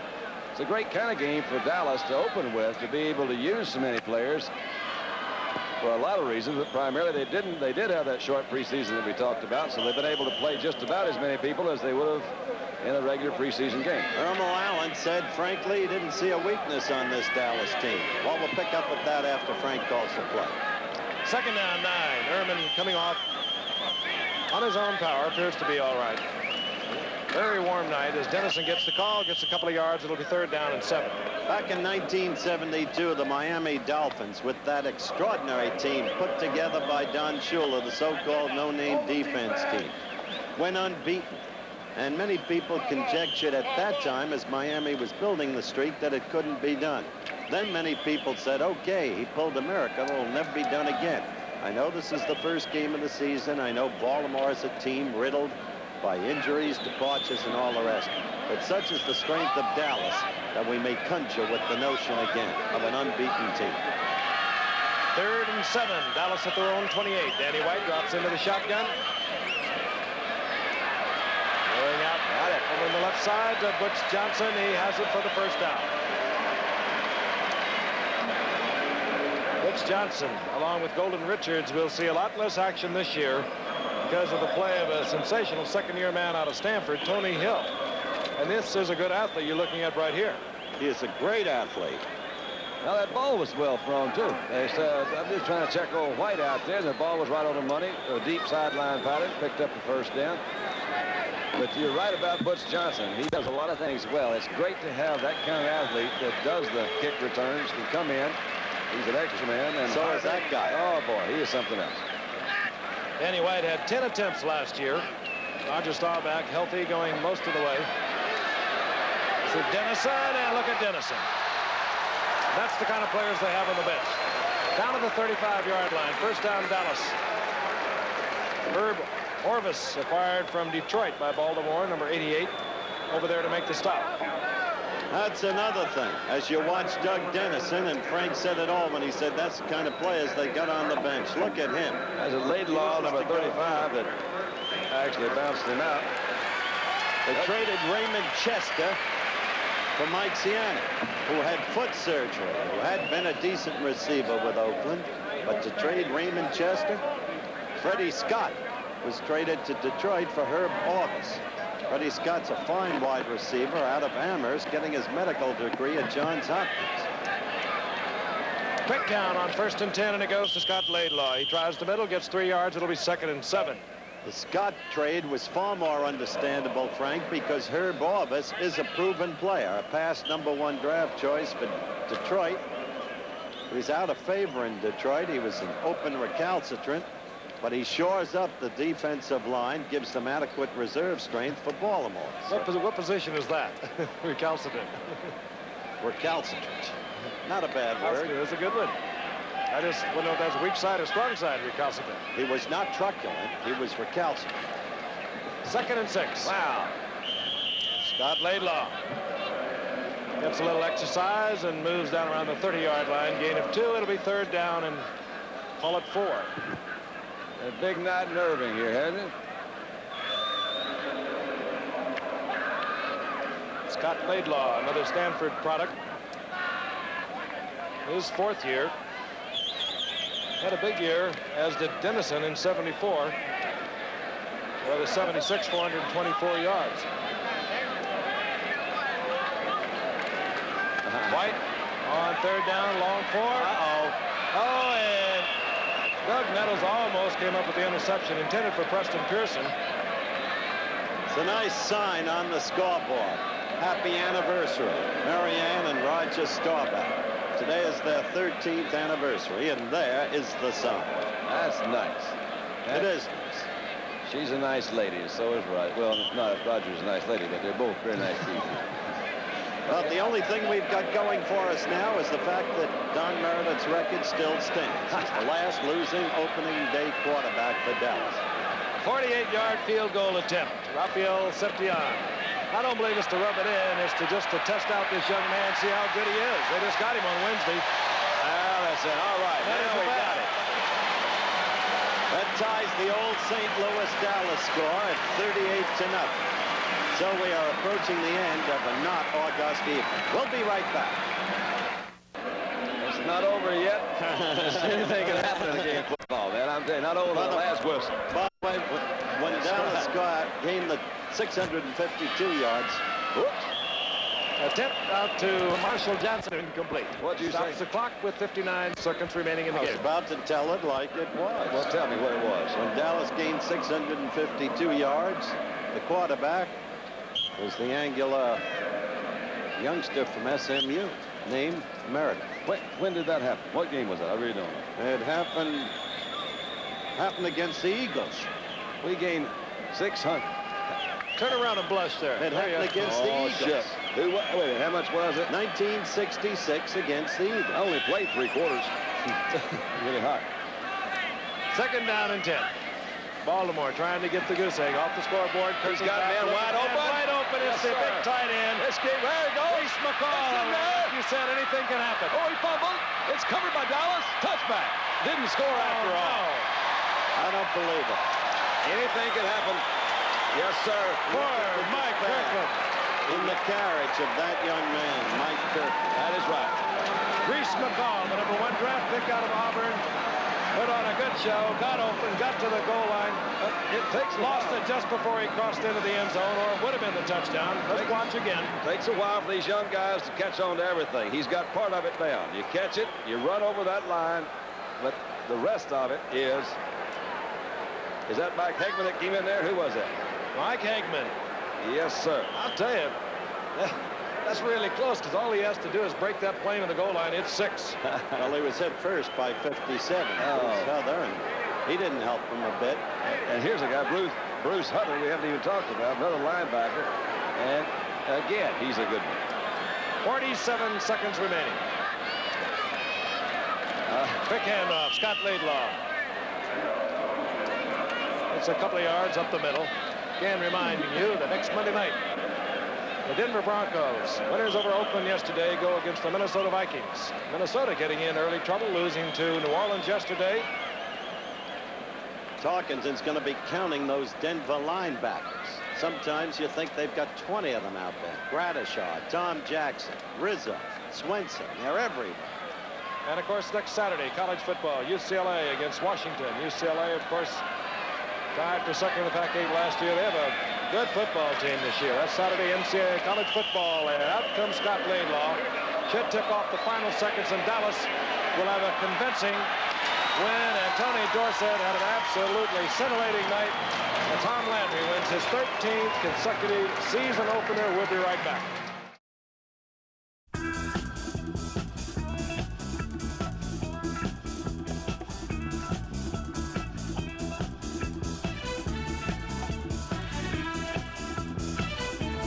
Pass ready, retreats to throw. Quick out to Campbell as a blocker in front. At the 30, 35, 40, 45, he's open.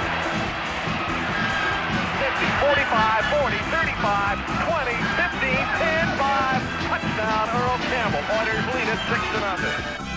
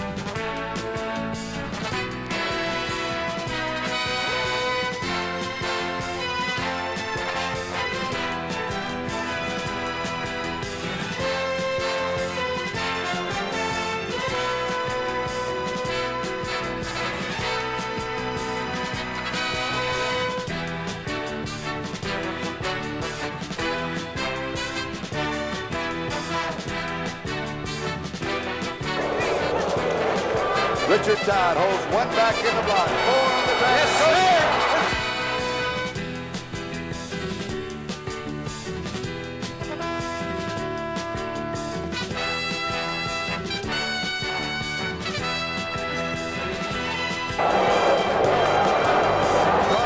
Wide open. Tillman was open. They waited too long, but wide open more.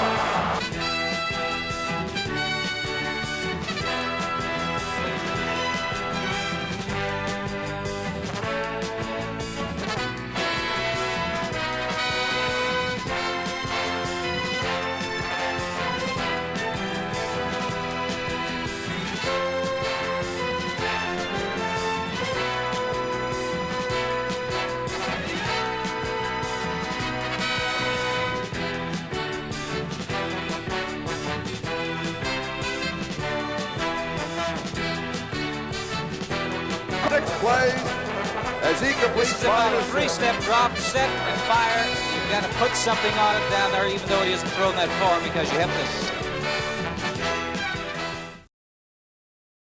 to. And of course, through the 2 interceptions early in the ball game that stymied some of our offensive drives, but after that, he settled down and moved our football team. But you got to stop people, too, and our defense didn't stop them, and we didn't do the good job on special teams. We didn't make anything happen on special teams. So it really would be wrong to put the hat on Don. Of course, he just can't find too many things that you can be happy with in the game, but Strock gave it a shot, and it just wasn't good enough, and we didn't play good enough defense, and we didn't do anything good enough to win the ball game. Guy Benjamin came in on the final series and moved him right downfield. Any thoughts in your mind about next week, who you'll start at quarterback? No, not right now. I just wanted to get Guy into the ball game because that is his first experience in league play, and I thought he did a good job in moving him. The game was out of reach at that time, so I felt that it would be an ideal time to try to get him in. But we're pleased with him as a rookie, and we think that Strock is capable of doing a job, but he's got to have some help, and he didn't have much today. I mean, they're entitled to their opinion, but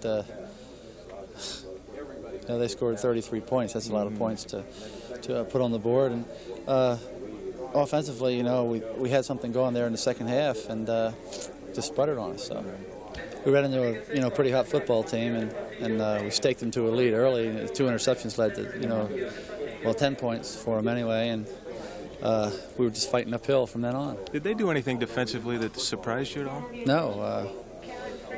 They were just playing pretty straight, and they just outplayed us.